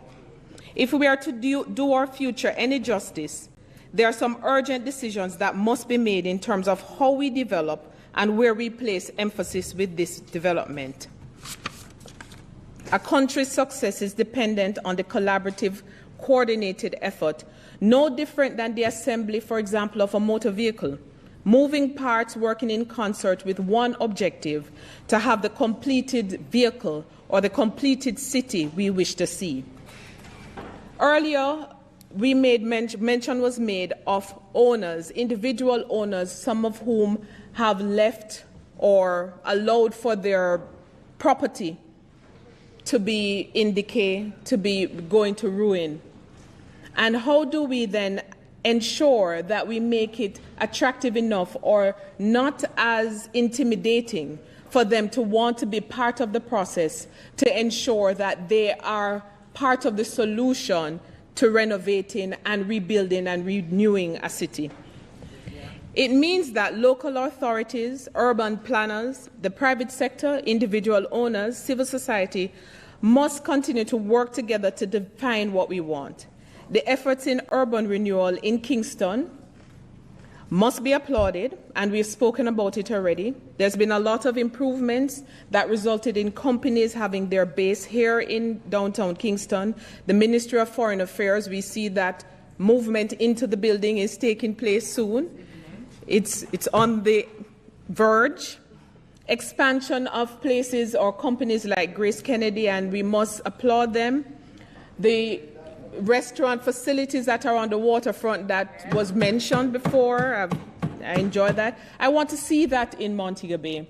I want to see the same level of interest and drive to renovate downtown Montego Bay as we see in Kingston, see it in Falmouth. The fact is, places like Falmouth, we know the history of Falmouth, the Georgian history in Falmouth.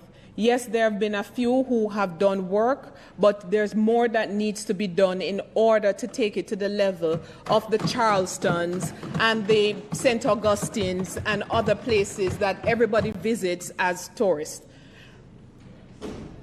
You know, it's hard to stand here as a Montegonian and not speak of the fact that if we are not careful, we will have persons who, because they have the financial power at this time, they will purchase as they have been purchasing and might not have the same level of interest in preserving certain elements that some of us would have.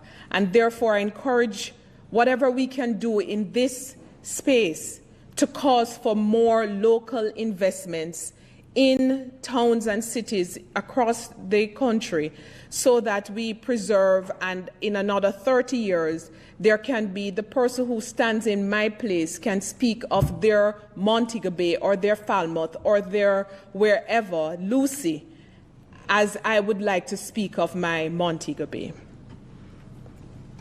I wish to use, therefore, the opportunity to call on the UDC, and we know we already have the support, to have a focused development plan for Montego Bay, street by street. Creek Street, Market Street, Church Street, Love Lane, North Lane, call it whatever. Because I'm a Mobay girl, man. From Barracks Road to Montego Bay High. So I believe that sometimes when we look at the whole, it is so big and almost seemingly impossible to take on.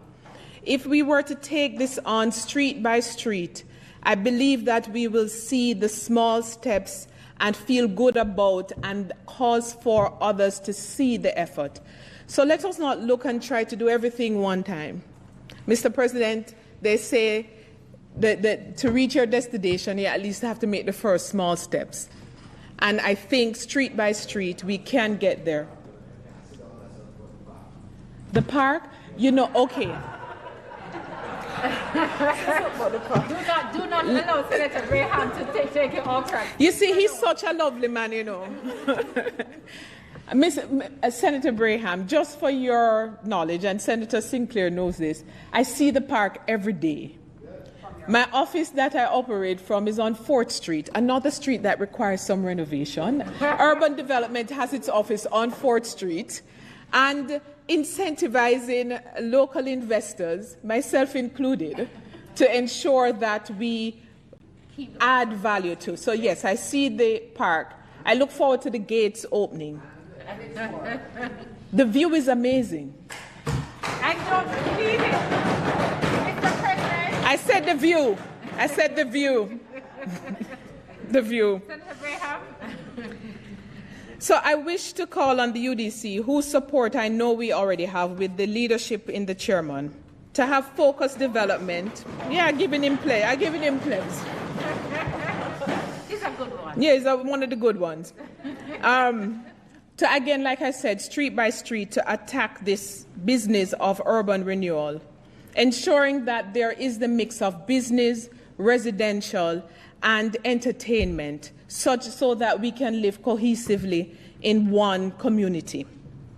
The approach will be to enhance the tourism product. This will lead to the enhancement of the tourism product in Montego Bay, and it will be for the development of other forms of attractions that would allow visitors to not only enjoy or have one type of experience, but to have a full and varied type of experience, and to ensure that they appreciate Jamaica for what it is. So my dream is, Mr. President, is that we will get to a place where when we mention cities like I have mentioned before, that the city of Montego Bay or the town of Falmouth will be counted among those. I look forward to there not being a continuous decline in what we see as the landscape of Montego Bay and other places, but that we work together to rebuild and renew and incentivize not only the building and the renewal, but also the maintenance, because maintenance has proven to be a major part of why we are even having this conversation.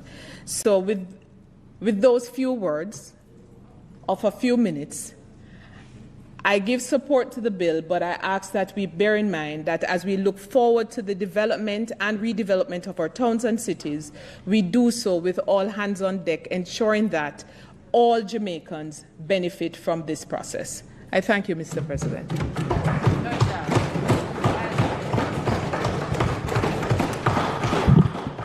Thank you, Senator Allen. Senator Williams.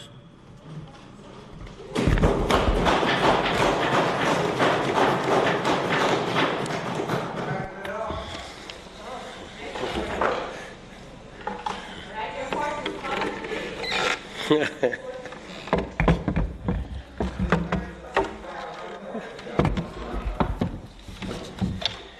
sea barman that has a lot of respect for Kingston College.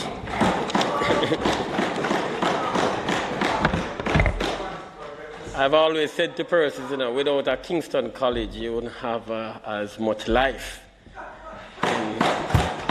in sporting activities across the municipality with respect to schools. No. Kingston College helps Calabar to be Calabar. And I have enjoyed the rivalry over the years. I myself participated in it at the level of Manning Cup. So I understand the rivalry, and I enjoyed it, and I still enjoy it. And it's always quite mature, mostly mature. And as a matter of fact, I played the Walker Cup semi-final in the National Stadium, and we defeated Kingston College. All of these claims anyway, that is irrelevant to the matter. All of these claims, of course, are being made. All of these claims that you are making about sporting prowess are, of course, being made without any evidence whatsoever. But we will accept it on face value. Mr. President, I'm glad for that intervention, because there is a newspaper article that I am in on the sports page. Yeah.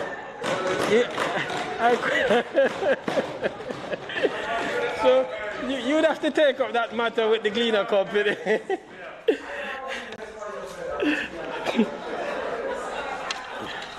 Anyway, Mr. President, my presentation will be brief but very pointed on some what I figure as relevant issues to the issue of urban renewal, and very appreciative of the government taking the leadership to incentivize or to encourage investors to invest in spaces across urban areas, not just Kingston, but investing in urban areas, and to encourage urban renewal across the country. But in this case in particular, the city of Kingston.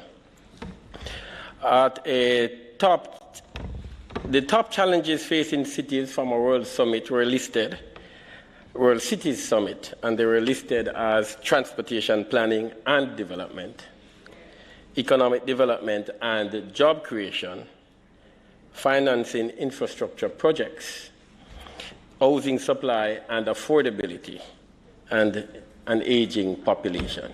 So at this World Cities Summit, these were listed as the top challenges, and easily we can understand, and because we experience this within our own urban space.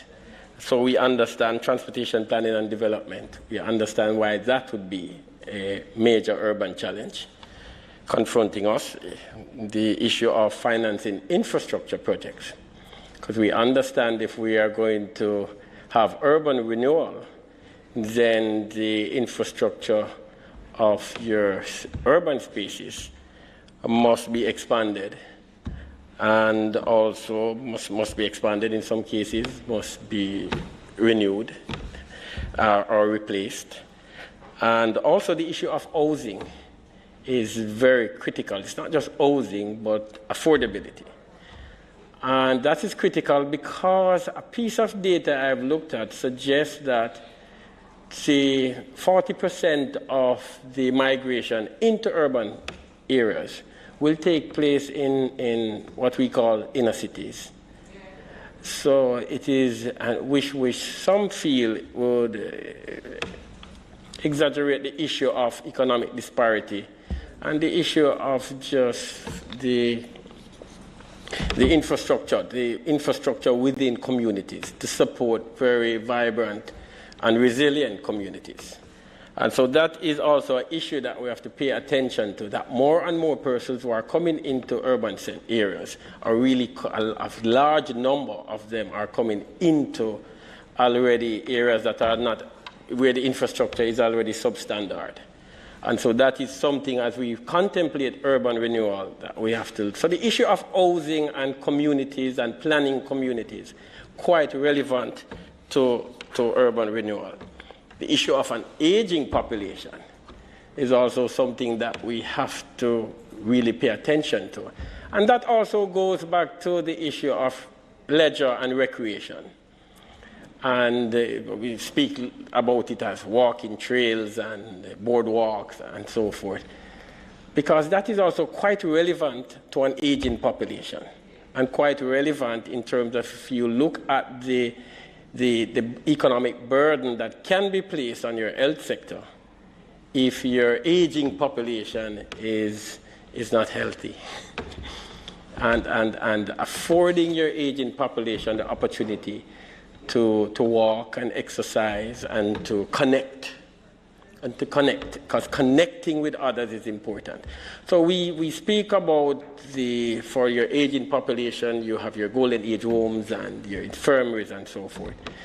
But you have to give that particular group the opportunity to connect, because that is also a part of them. It's a lifestyle issue, a part of remaining healthy and still feeling productive, which is, in my estimation, a function of your health. And it's important for the city's economy that you don't create this economic burden on your health system. So that is also something that we have to pay attention to.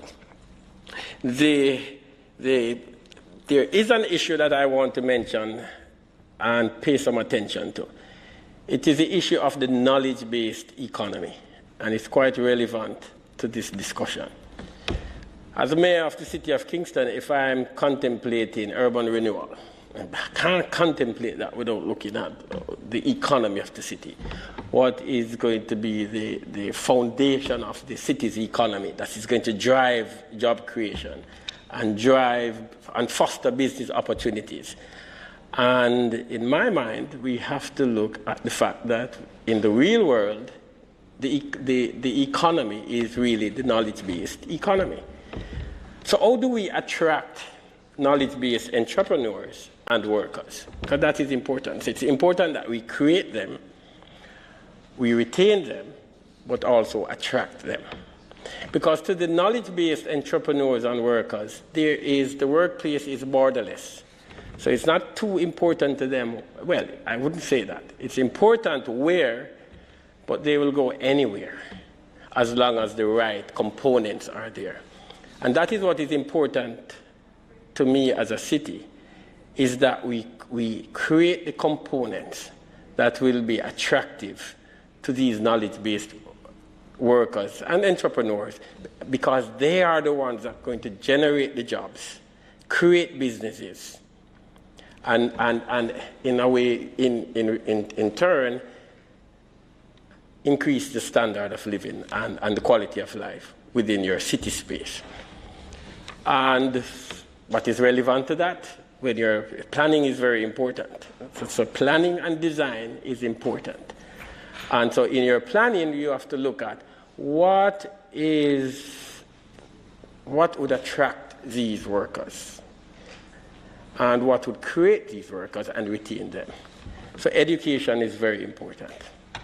I refer to it as, I hope there's not a term for it like that, and I'm giving a new meaning to it. It's deliberate education.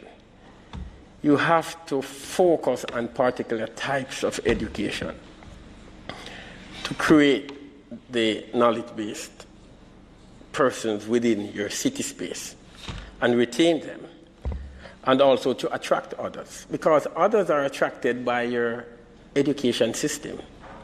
It's someone living elsewhere who wants to come and reside in your city is going to contemplate your education system, because this is where their children are going to be educated. So it's not a decision that they're just coming to live because there is an opportunity to earn. They are also contemplating issues like your education system. How am I going to, or how are my children going to be educated? And so far as a city of Kingston, that is also very important for us, is that we develop an education system that is quite attractive to others, while at the same time creating these knowledge-based workers that's going to drive the economy of your city and give life to it. So that is something that must be a critical component of your urban renewal, I think. Well, for Kingston, must be.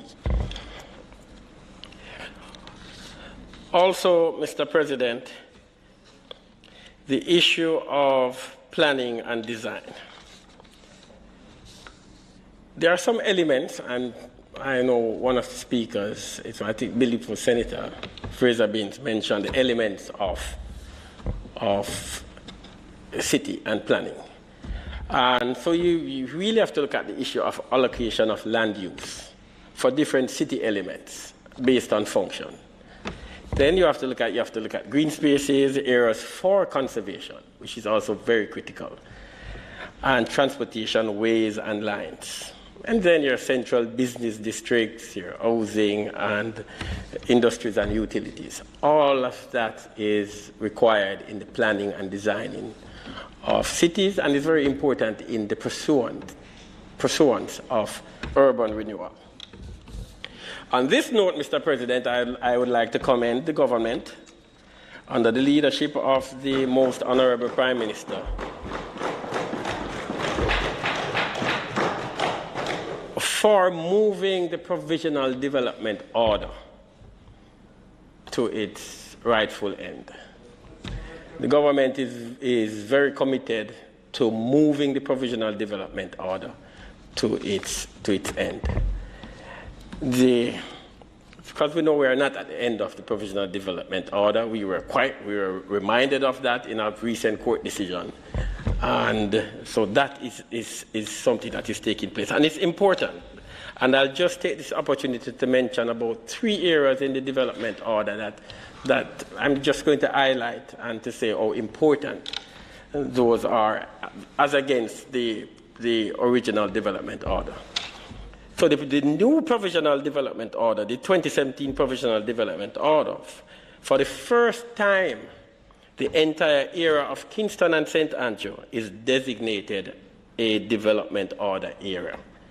This is not the case under the original development order.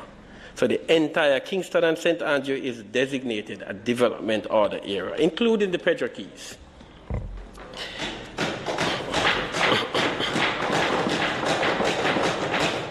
We're still talking about urban renewal, very quite relevant to it. Also, prior to the new development order, prior to the Provisional Development Order, the planning authorities were only required to consult the NAA when applications were made. Yes. This created uncertainty as to whether any other entity should be consulted or what should be the nature and extent of their role. Under the Provisional Development Order, the Provisional Development Order specifically require that before planning permission is granted, consultation should take place with specific entities. This is quite different from the original, including the NWC, Water Resources Authority, MOH, Ministry of Health and Wellness, ODPEM, NRCA, etc. So this is also something that I would like to just point out, that this is really building on the original development order, and quite useful, because it rids us of a lot of uncertainties. And the final thing I want to mention on the provisional development order, and why it is important, is the issue of the change of use, what they refer to as use classes. And the provisional development order has expanded the list, and by virtue of that has brought clarity to a lot of issues. And I'll just give an example so you understand what I'm saying.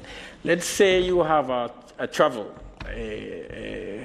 let's say it's a shop, like an internet cafe shop, for example, and you are changing from an internet cafe shop to a travel agency. That doesn't require a change of use application, because the new development order, because the provisional development order has expanded the list and has brought clarity, it has expanded the list so you know that you're within the same use class. So you're not required, because you're not required to act for change of use if you're within the same use class. But let's say you're moving from an internet cafe shop to a financial service business, then you are required to apply for the change of use. This wasn't so clear under the original development order. So in a lot of cases, people would just go and do it, and then you're told that you have to apply. Or in some cases, they don't apply, and then they are told that they have to apply. So there's clarity here. Just one other example. Let's say you have a residential institution, like a Golden Age home, with it. And it's a residential institution. It's separate from a dwelling house. It's separate. So if you're converting a dwelling house into an infirmary or a Golden Age home, then you would have to apply for the change of use. This provisional development order really makes it clear and brings clarity to it, and it's very important. And so the government is leading in terms of its role in terms of planning, and that is very important when you're dealing with urban renewal, that the government takes its role as on its obligation and lead in terms of planning. Mr. President, the issue of history and culture and the role history and culture play in urban renewal. The Kingston and St. Andrew Municipal Corporation is committed to integrating history and culture within many of our urban spaces. It's also very important which I'll get to shortly, the issue of tourism. So our urban spaces and recreational spaces, our policy position on it in terms of, from the point of view of the municipality, is not just to create recreational spaces for recreational spaces purpose. It's also it's really allowing people to leisure while at the same time interacting with their history and culture. And so it's really capturing people in the moment of leisure and bringing the knowledge of your history and culture by allowing you to interact with it in various spaces across the municipality. So those spaces are quite very relevant to your urban renewal. So and it has to be a deliberate effort to ensure that you integrate your history and culture within your urban life. And that is what that is basically a major policy position of the municipality. So when we talk about culture key, where we are using street art and murals to tell our, for example, our music history, where we're coming from in terms of the music. But you're creating a space also for people just to come and leisure and walk in. Some people to videotape, some people just take photos and so forth. But at the same time, while they're doing all of that, they have to interact with this quite relevant piece of history or culture within Kingston. And so that has to be deliberately and delicately crafted to achieve what we want to achieve. But that is something that we're pursuing and we think is very important to our urban renewal.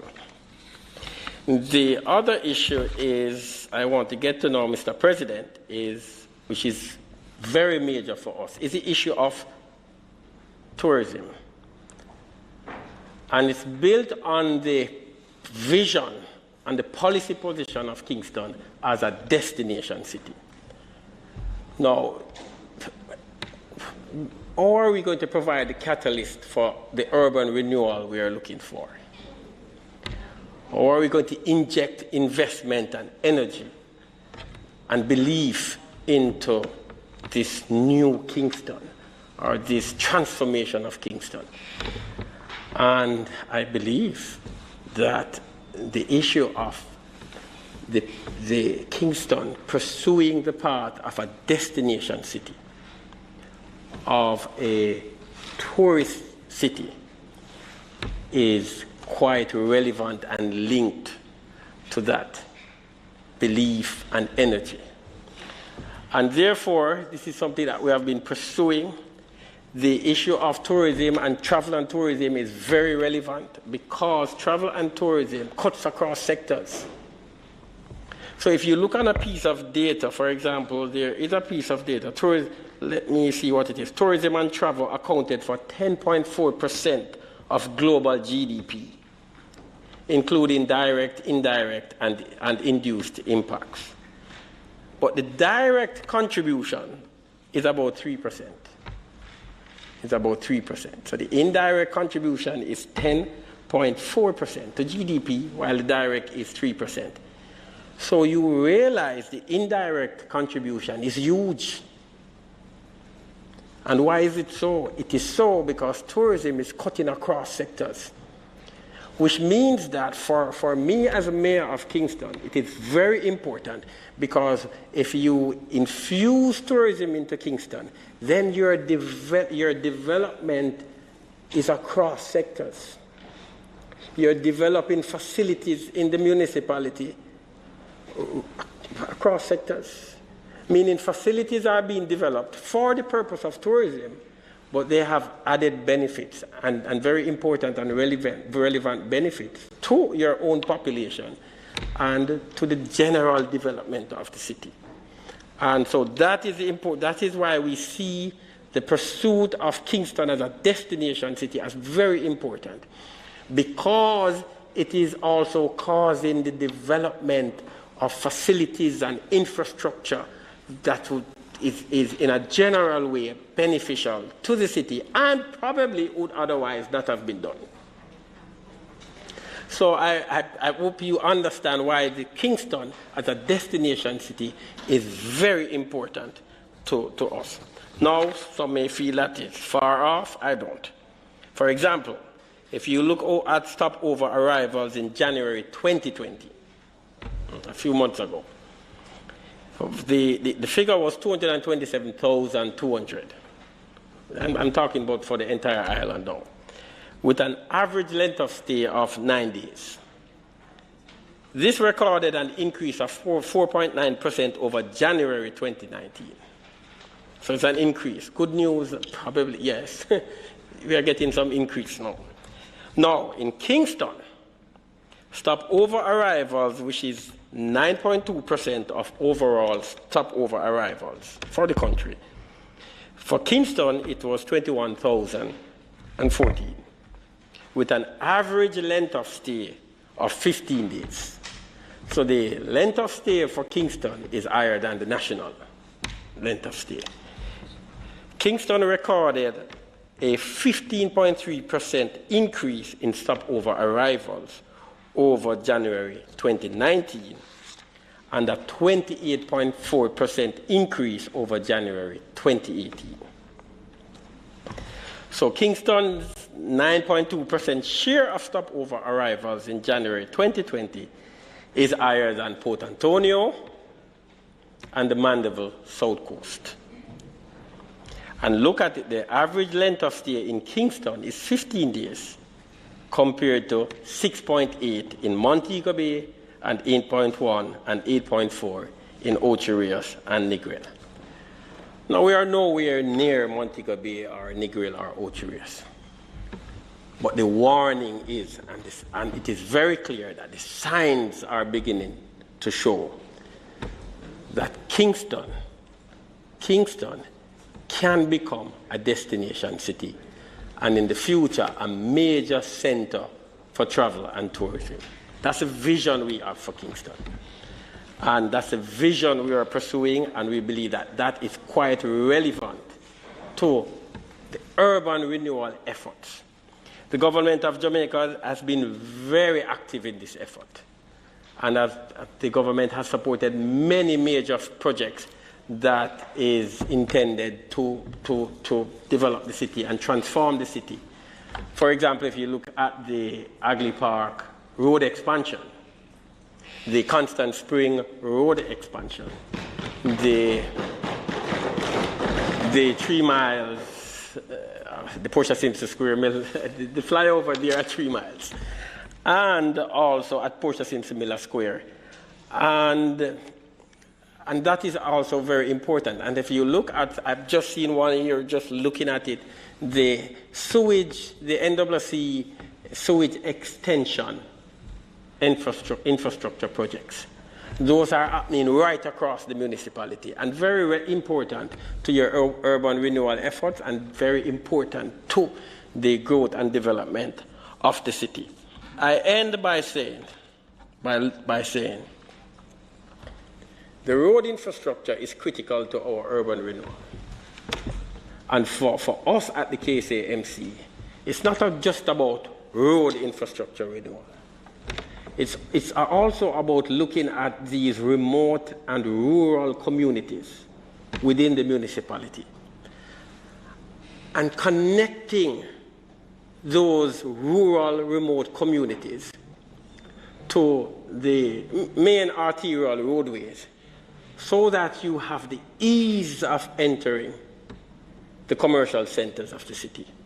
This, we believe, is very important to the economic strength and life of the city of Kingston, which is part of the renewal of the city. So the focus has to be on our road infrastructure. And it's not just roads, repairing roads, it's targeting the roads that we repair so that we connect our rural communities to our urban centers, to our commercial centers, which is going to, in turn, Senator Hill, drive economic activities within the city of Kingston, which in turn will create a pretty good economy within the city. So that is something that we are focused on, and that is something that is very important to our urban renewal. I finally end by saying, and there are many things that we could have mentioned, but we can't go through all of that. The issue of the infrastructure connecting St. Thomas and connecting from our standpoint, no, this is from the municipality standpoint. We see the infrastructure connecting St. Thomas and connecting St. Mary in particular, for me, Port Anatomy, is important to the growth and development of the city of Kingston. The benefit is mutual, of course. St. Thomas would benefit from that also, and Anatomy. But Kingston, we refer to it as helping hands. The growth and development of Kingston, in my estimation, requires the connection with these. I'm just using these two as example. Connection with St. Thomas, because it's like 15 minutes with a proper road infrastructure from St. Thomas to Kingston. It presents for us not just a well, let's not get too much into that, but you can understand the movement of labor from St. Thomas into Kingston, and also it's for our own market and commerce. And the same would be true if the infrastructure connecting Kingston to Onotabe was, well, at the end of that road improvement effort, then that would also be relevant to the urban and quite important to urban renewal in the city and the growth of the city. A major catalyst project is, Senator Brian mentioned, is the new parliament and the government overall. That is a major transformational project that, in my estimation, will also serve as a catalyst to the general redevelopment of the city. What we're about is injecting life in the city and injecting life in sections of the city. And that the injection of life and activity in the city is also part of spurring investors to invest in the city. And is part of investor confidence. So part of what we are doing at the municipality and the government as a whole is taking these small steps in order to increase the confidence of investors. Because investors will invest as their confidence in the renewal and the redevelopment effort, as that confidence grows. And so that is very, very important that we take these little steps, but meaningful steps, to enhance the confidence of our investors. So, Senator Braham, I know you have said that not a lot of offers be taken up, but it's a trying process. It's a process that requires patience, and a lot of patience, but belief. And we believe in the redevelopment of the city. We believe in the growth and development of the city of Kingston. We believe that it is perfect for a major tourist destination. It has all the attributes of that. It's not a destination for a vacation. That's not what we offer in Kingston. We offer culture. We are an entertainment capital. We are a creative city of music. We are rich in history. We have major historical and archaeological sites in the city, such as the Port Royal, Blue and the John Crow Mountains. So we bring a difference in terms of what we offer. And what we are seeing is that visitors across the globe, and this is what we see, is that more and a far greater percentage of persons are traveling to and prefer travel to cities. And not just primarily for vacation on a beachside. That's basically what we're picking up. Which means that we can position Kingston, because of its richness in culture and history, we can position Kingston to take advantage of this. Which means that we have to develop and redevelop our spaces across Kingston and in the downtown area. Mr. President, I end now by saying, the issue raised about the mixed use is quite relevant, As a matter of fact, I'm quite aware of some projects that have some project proposals that are under the radar at this time, and I'm not privy to speak about, but that are really in this direction of this mixed use of residential, commercial kind of setting. In the downtown area, I mean, I've seen some proposals for that in major sections of the downtown. If we get these projects off, then these projects will also serve as catalysts for further development and further projects, which will continue the build out of the city. I've seen Burger King and I've seen other fast food chain restaurants come into the downtown space.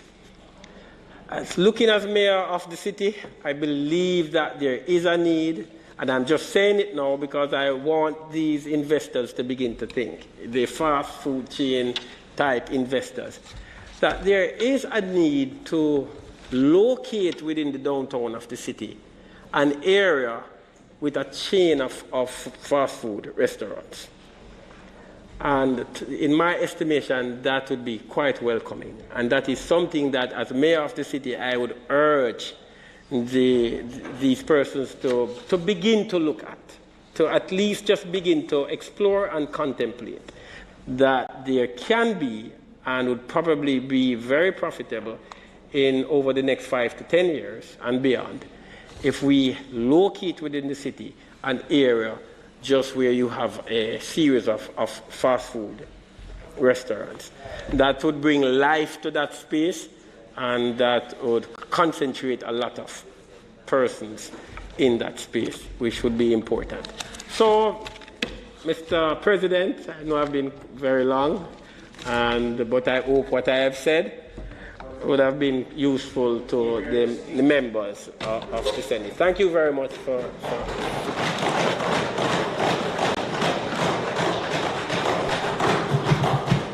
Thank you for that very lively presentation, Senator Williams. I'm looking forward to your State of the Nation presentation. Senator Morris. Thank you, Mr. President.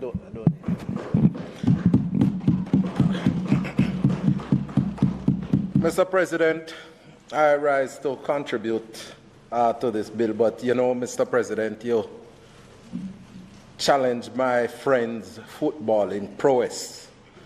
And I have to tell you that, you know, in my days of watching him playing football, I labeled him as Little Adji. Adji was one of those top European footballers, midfielders, in the early 1990s, dominated World Cup, and you know that was how Delroy was like on the football field. And you know, Mr. President, is not just him alone, you know, because he has a brother downstairs in the other house who was a footballer of no mean order as well, you know, and No. I mean, when you talk about football on the university campus, that is Taylor Hall. That's where it starts and where it ends. That's right. So you don't. And remember, Mr. Senator Brown, you shouldn't do that because the color of Taylor Hall is blue, and you are very much familiar, you and the president, with that color. But Mr. President, Senator Morris, before you start your presentation, on at least one occasion it was my intention to mention, you can have a seat. At least on one occasion it was my intention to bring to the Senate certain particulars, but you were not here when the opportunity arose. So I'm going to bring to the attention of your colleagues now that Senator Morris was recently awarded the Anthony Sabga Caribbean Laureate Award for Excellence in Civic and Public Service for the year 2020.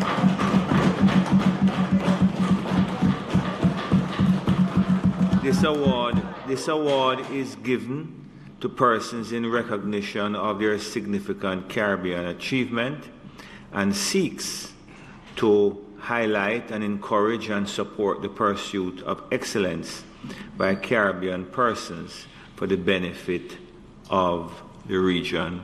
So I place it on the record and ask the members to acknowledge accordingly. Another, and I say this without hesitation, another significant achievement by our colleague. Thank you very much, Mr. President, for your recognition, and thanks to the honorable members of the chamber. Mr. President, I am making my contribution to the presentation based on Senator Sophia Fraser-Binns' mention of persons with disabilities, and also in light of the presentation that my friend Senator Williams made just now. And I want to start out, by saying, and Senator Williams, I do agree with you that if you're going to renew any city or any town or any community, the development of roads, very significant. As a matter of fact, there was a minister who used to say the road to development is the development of roads. And the fact is that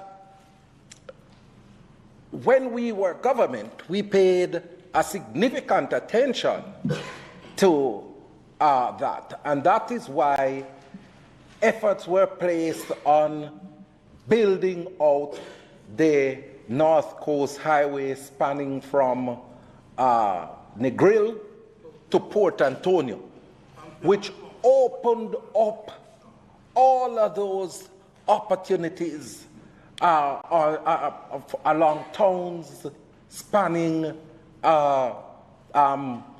Falmouth, coming through St. James, Montego Bay, coming through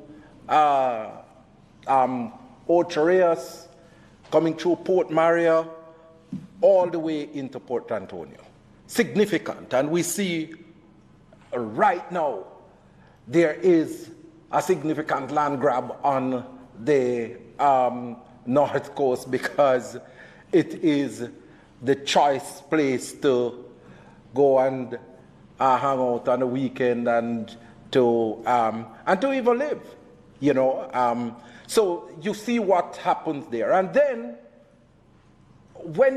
I remember when we first built the Old Harbour bypass, and then we saw it fit to expand that to the now P.J. Patterson Highway.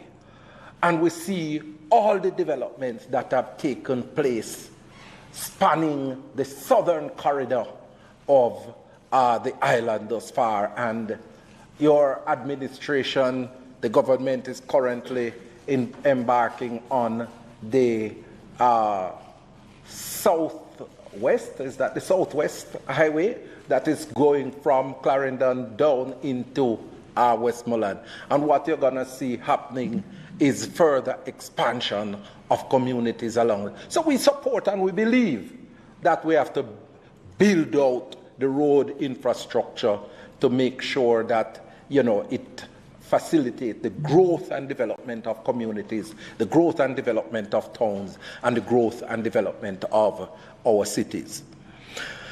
But, Mr. President, in my academic work, I have done some research on and gotten them published in two prominent international journals. One entitled Accessible and Inclusive City, Can Kingston, Jamaica Measure Up?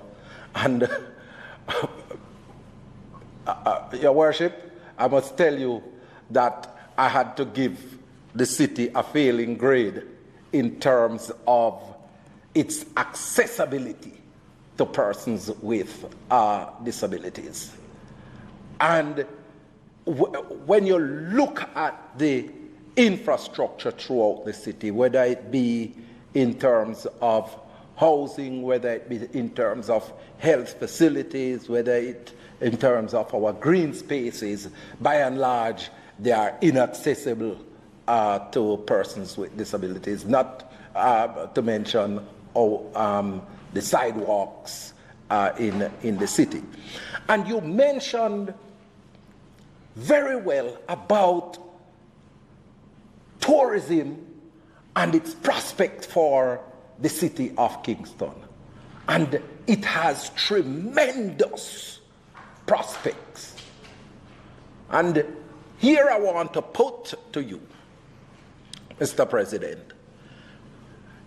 globally, in England or Britain, there is what is referred to as the purple pound, Madam Minister, leader of government business. The purple pound, which really looks at the strength of the dollar value of persons with disabilities in the UK. And the dollar value is over 350 billion pounds. 350 billion pounds. These are individuals who have fought wars. These are individuals, a lot of senior citizens who have retired, and they have retired with significant pension and savings and so forth. They want to travel, but when they leave out of their society, when they leave out of their country, the infrastructure outside are by and large inaccessible.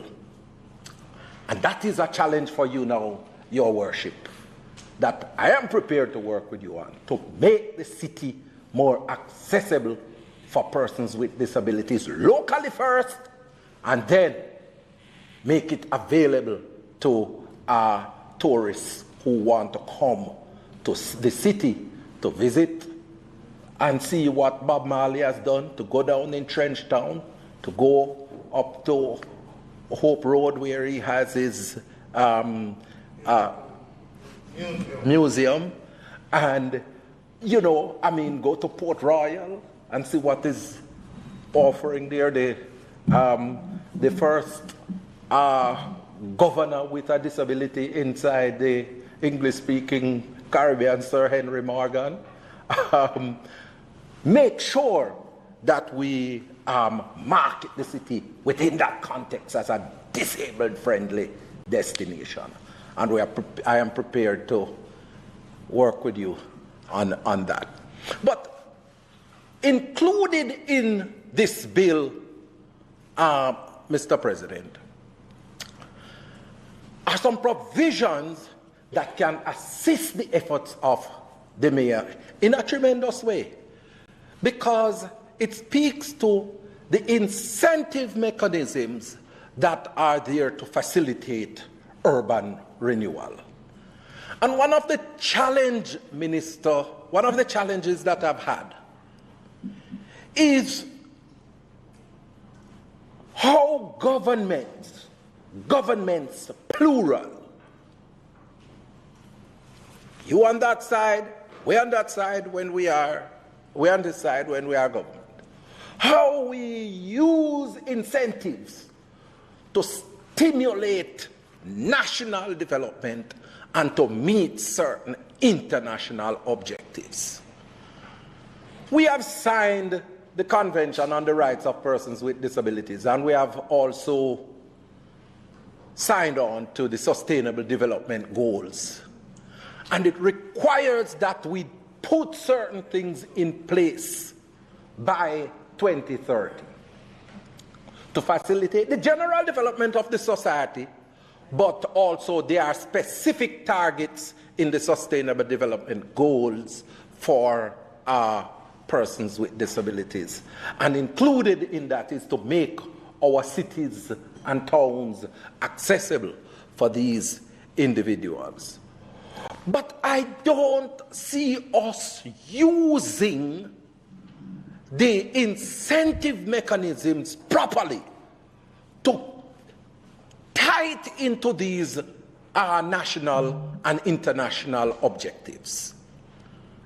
It's as if we just put in the incentives because, boy, we want to get some investment, but, you know, we're not linking it to some broader objectives that we have. And I want to suggest, Mr. President, to the Minister that we start indexing some of these incentive mechanisms to development objectives for groups such as persons with disabilities, tying it to employing persons with disabilities, tying it to ensuring that the facilities in the city are accessible for persons with disabilities.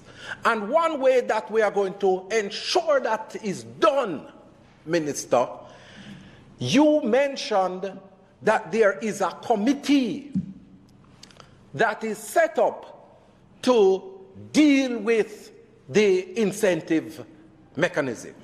What was the name of the committee, Minister? Incentive recommendation. Okay, well, that... Incentive Recommendation Committee, IRC. Okay, all right, that is the committee. Now, it comprises a number of individuals from different entities. And I want to suggest that for a very important committee of that nature, that the government take a decision that because you're linking now the incentives for urban renewal to improvement for persons or facilities for persons with disabilities, get somebody from the disabled community, from the Combined Disabilities Association, to be a part of that committee to make sure that the development that is taking place is inclusive of persons with disabilities. Remember, Mr. President, we are in an era where we're focusing on the rights of persons with disabilities. Very soon, well, I shouldn't say very soon, but the government, through the Governor General, has indicated that the Disabilities Act will be implemented this year. And if all of these things are to happen, there has to be a coordinated, cohesive approach in terms of the development strategy. And we have an international slogan that says, nothing about us without us in the community of persons with disabilities. Meaning that if you're going to facilitate development, make sure that you include us with disabilities in it, because oftentimes people do things and they don't even know what they are doing. Sometimes, Mr. President, I go some places and I see some people build some things that they say is a ramp, but it's more a hill than a ramp. And I don't mean Senator Arby Hill, it's more a mountain than a ramp.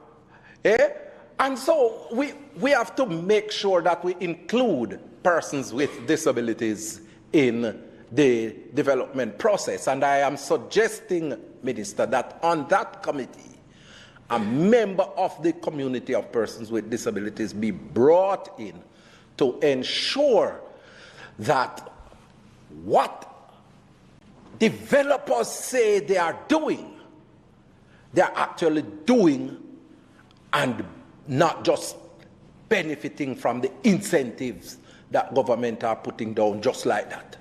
And I want to strongly urge and request that that be considered in going forward, because we're talking about inclusive development and to make sure that persons with disabilities are brought in the mainstream of Jamaican society.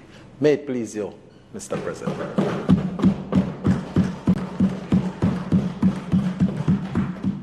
Thank you, Senator Morris. Senator Hill, Minister Hill, I should say.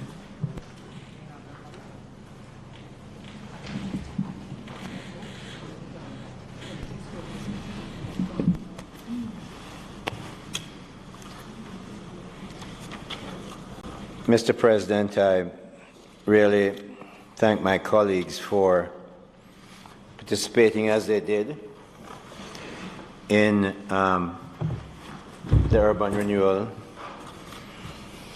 Act amendments.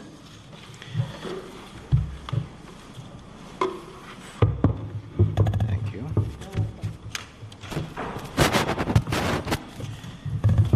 And right at the outset, Mr. President, I'd just like to emphasize that while we talk about investors coming in and invest, and incentives have to be geared because it's a tax benefit in the end to a group of investors. The whole idea, the policy thrust, the drive behind this set of amendments and the act is to make sure that people who live in communities that have existed for quite a long time, hundreds of years in some instances, decades, many, many more instances, after a while, everything needs renewal. You can't just use and benefit from anything, whether it's an airplane, a car, or a city, without renewing it. And the whole idea of these set of incentives is to make sure investors invest in such a way that people living in the communities will benefit. But I take the comment, Mr. President, that you can't just assume that people who live in these areas will benefit because, after all, people, including well-intentioned investors, do look after their own self-interest. So it's the government's policy that these incentives are there to end what is for many, and as referred to by Senator Fraser-Binns, an unending cycle of poverty in some inner city areas. And it's not just Kingston, it's elsewhere as well.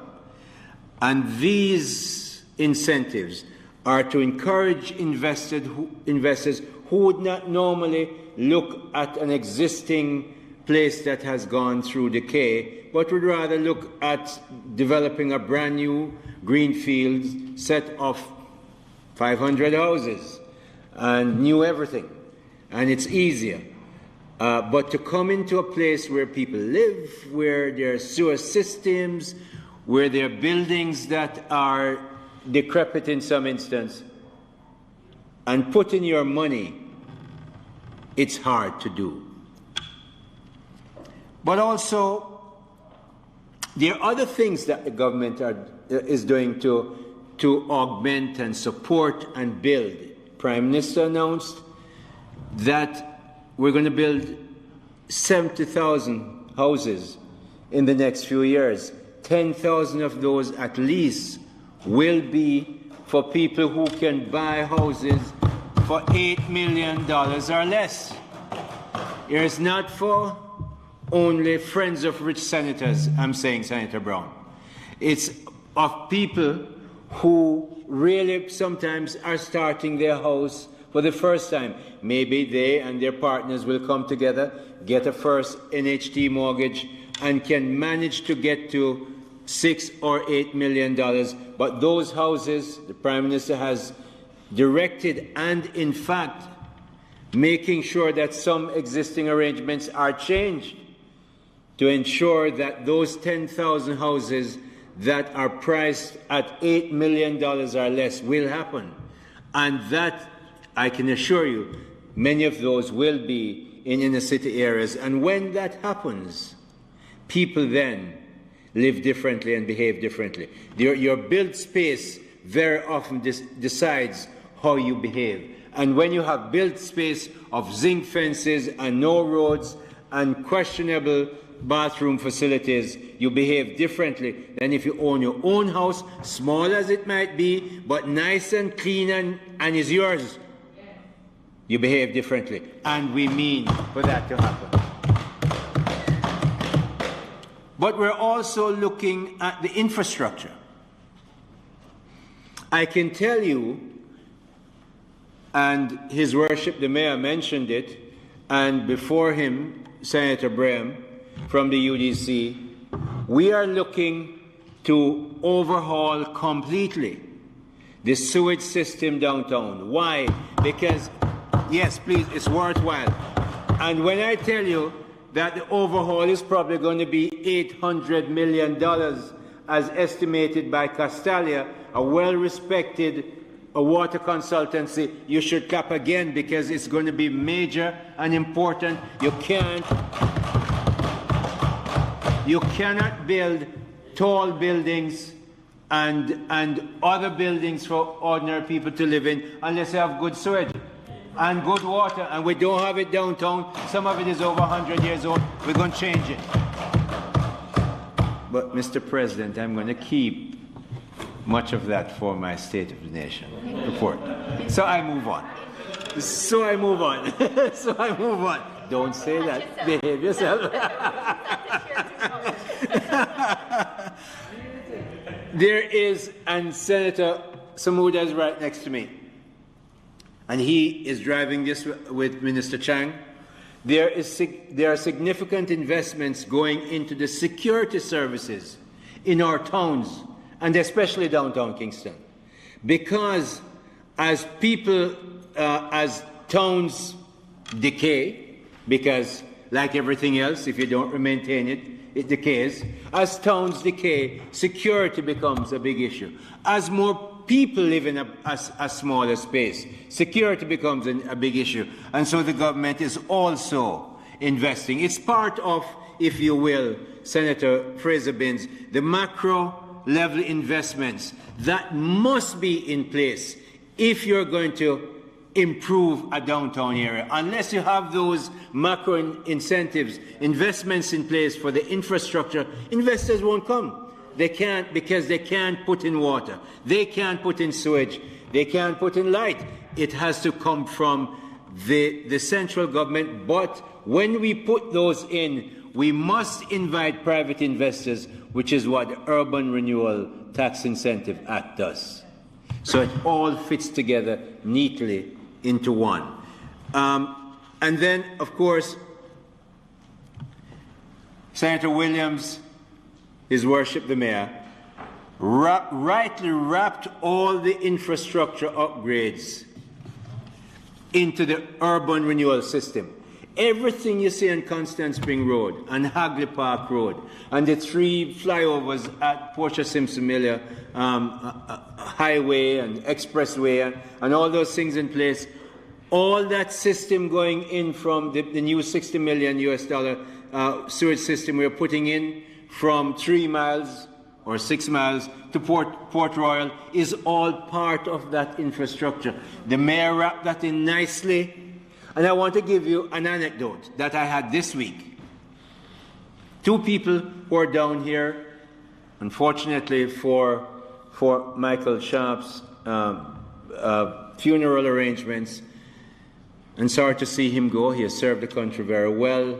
He has been an icon, and we recognize Michael Sharp for what he has done, many others as well, and we're sad to see him go. But I was talking to 2 of those ladies, and they hadn't been here for maybe a year and a half, maybe even less. But they said, when we drove up Constant Spring Road and Hagley Park Road, we had to tell, they have a driver, we had to tell the driver to take us all the way down the road. Then we see these flyovers, we couldn't believe these aren't, them live in New York, you know, big New York. And they came down here and were extremely praiseworthy of the changes that we're seeing. We must continue. It's part of that overall infrastructure that is about urban renewal.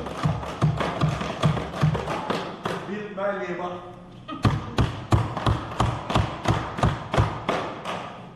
This, of course, Mr. President, is a professional rendition of the Urban Renewal Act. So what we accept comments that come from all the area. So, Mr. President, when we look at that infrastructure of the whole city, and Senator Janice Allen mentioned Montego Bay, not forgetting that at all. The inner city of all our cities, over time, in fact, the outer parts of the cities as well, need renewal. So renewal is coming to Montego Bay, has been coming to Montego Bay, and I can tell you in a big way is coming to Montego Bay. And not just a lovely park that has a great view, according to what you said to us, that was built by the UDC about a year ago. so we get the timing right. Not 9 to 5 as Senator Brown might want to refer to. But having said that all that is being built to make sure that there are parts of a city that you cannot just put in infrastructure and leave it. And because it is so well used and sometimes so long forgotten in terms of maintenance and renewal, we have to give incentives for people to come in and invest. And that's what the Urban Renewal Tax Relief Act Amendment 2021 is about. And so, Mr. President, we're pleased to see that this is being done now. It's clear why we're doing it, and I will not sit down before I address the issue that is so close to Senator Morris's heart. Fixing our city to be accessible, very accessible, to people who have disabilities, whatever they are. And His Worship the Mayor is here. He knows how I feel. I know how he feels. And when you and your council, Mr. Mayor, are passing these acts, one thing, everybody else can look at the rest of the stuff. But Senator Morris and I are holding you in charge, just like you're holding me, and Senator Braham holding me to go and find money for the government oval, which I don't want to forget. It's going to change this city. The government oval with the Parliament building and the ministries around it, and of course building right down to the waterfront, and turn the waterfront into a wonderful corniche that you can walk on Boulevard, Senator Braham, from downtown to Port Royal. Not a mayor walkway. Okay? So we'll turn the corniche into a place where you can walk. All that is being done, but must be done bearing in mind the needs of those of us in our society who have a right to enjoy them but suffer certain disabilities. They must be accommodated.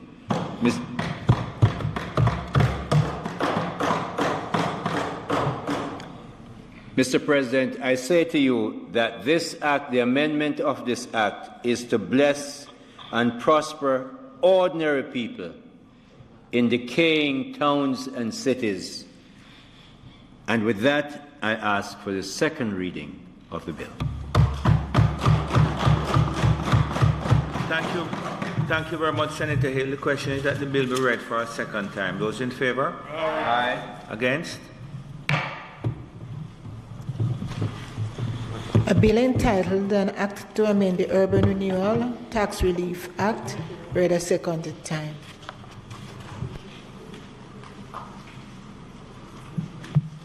The Senate will now resolve itself into a commission of the whole Senate to consider the bill clause by clause. Thank you, Mr. Marshall. I put clause 1. Those in favour? Against? I put clause 2. Those in favour? I put clause 2. Those in favour? Yes, Madam Clerk.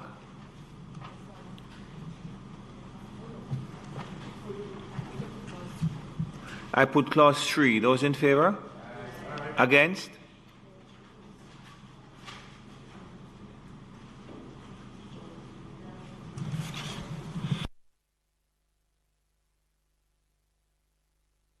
Clause 3. There's a proposed amendment for clause 3, Minister. Yeah, not so much an amendment, Mr. President, but there's a typo. After section 3, it says 1 in bracket. That 1 in bracket should be removed, and that's it. Thank you very much. So section 3 of the Principal Act is how it should read then. Okay. Yeah, thank you. So I put clause 3. Those in favour? Against? Ayes have it. I put clauses 4 and 5. Those in favour? Against?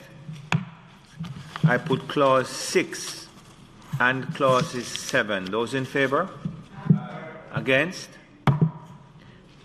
Ayes have it. I put the title and enacting clause. Those in favour? Against? The question is that I do report the bill as having passed committee stage without amendment. Those in favour? Against? I do report the bill as having passed committee stage without amendment. Mr. President, I now ask that the bill be read a third time. That is the question. Those in favour? Against? Madam Clerk? A bill entitled An Act to Amend the Urban Renewal Tax Relief Act, read a third time and passed.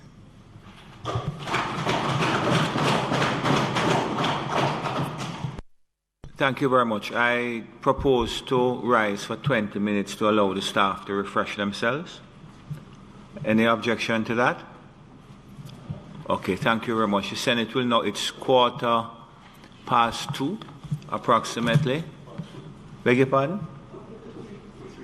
Yeah, we will resume at 2:45.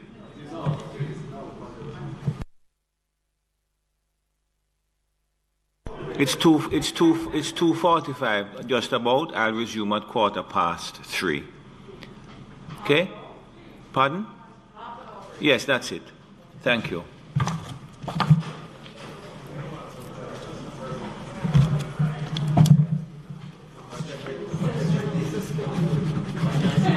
This Senate is now suspended until 3:15. Here you go.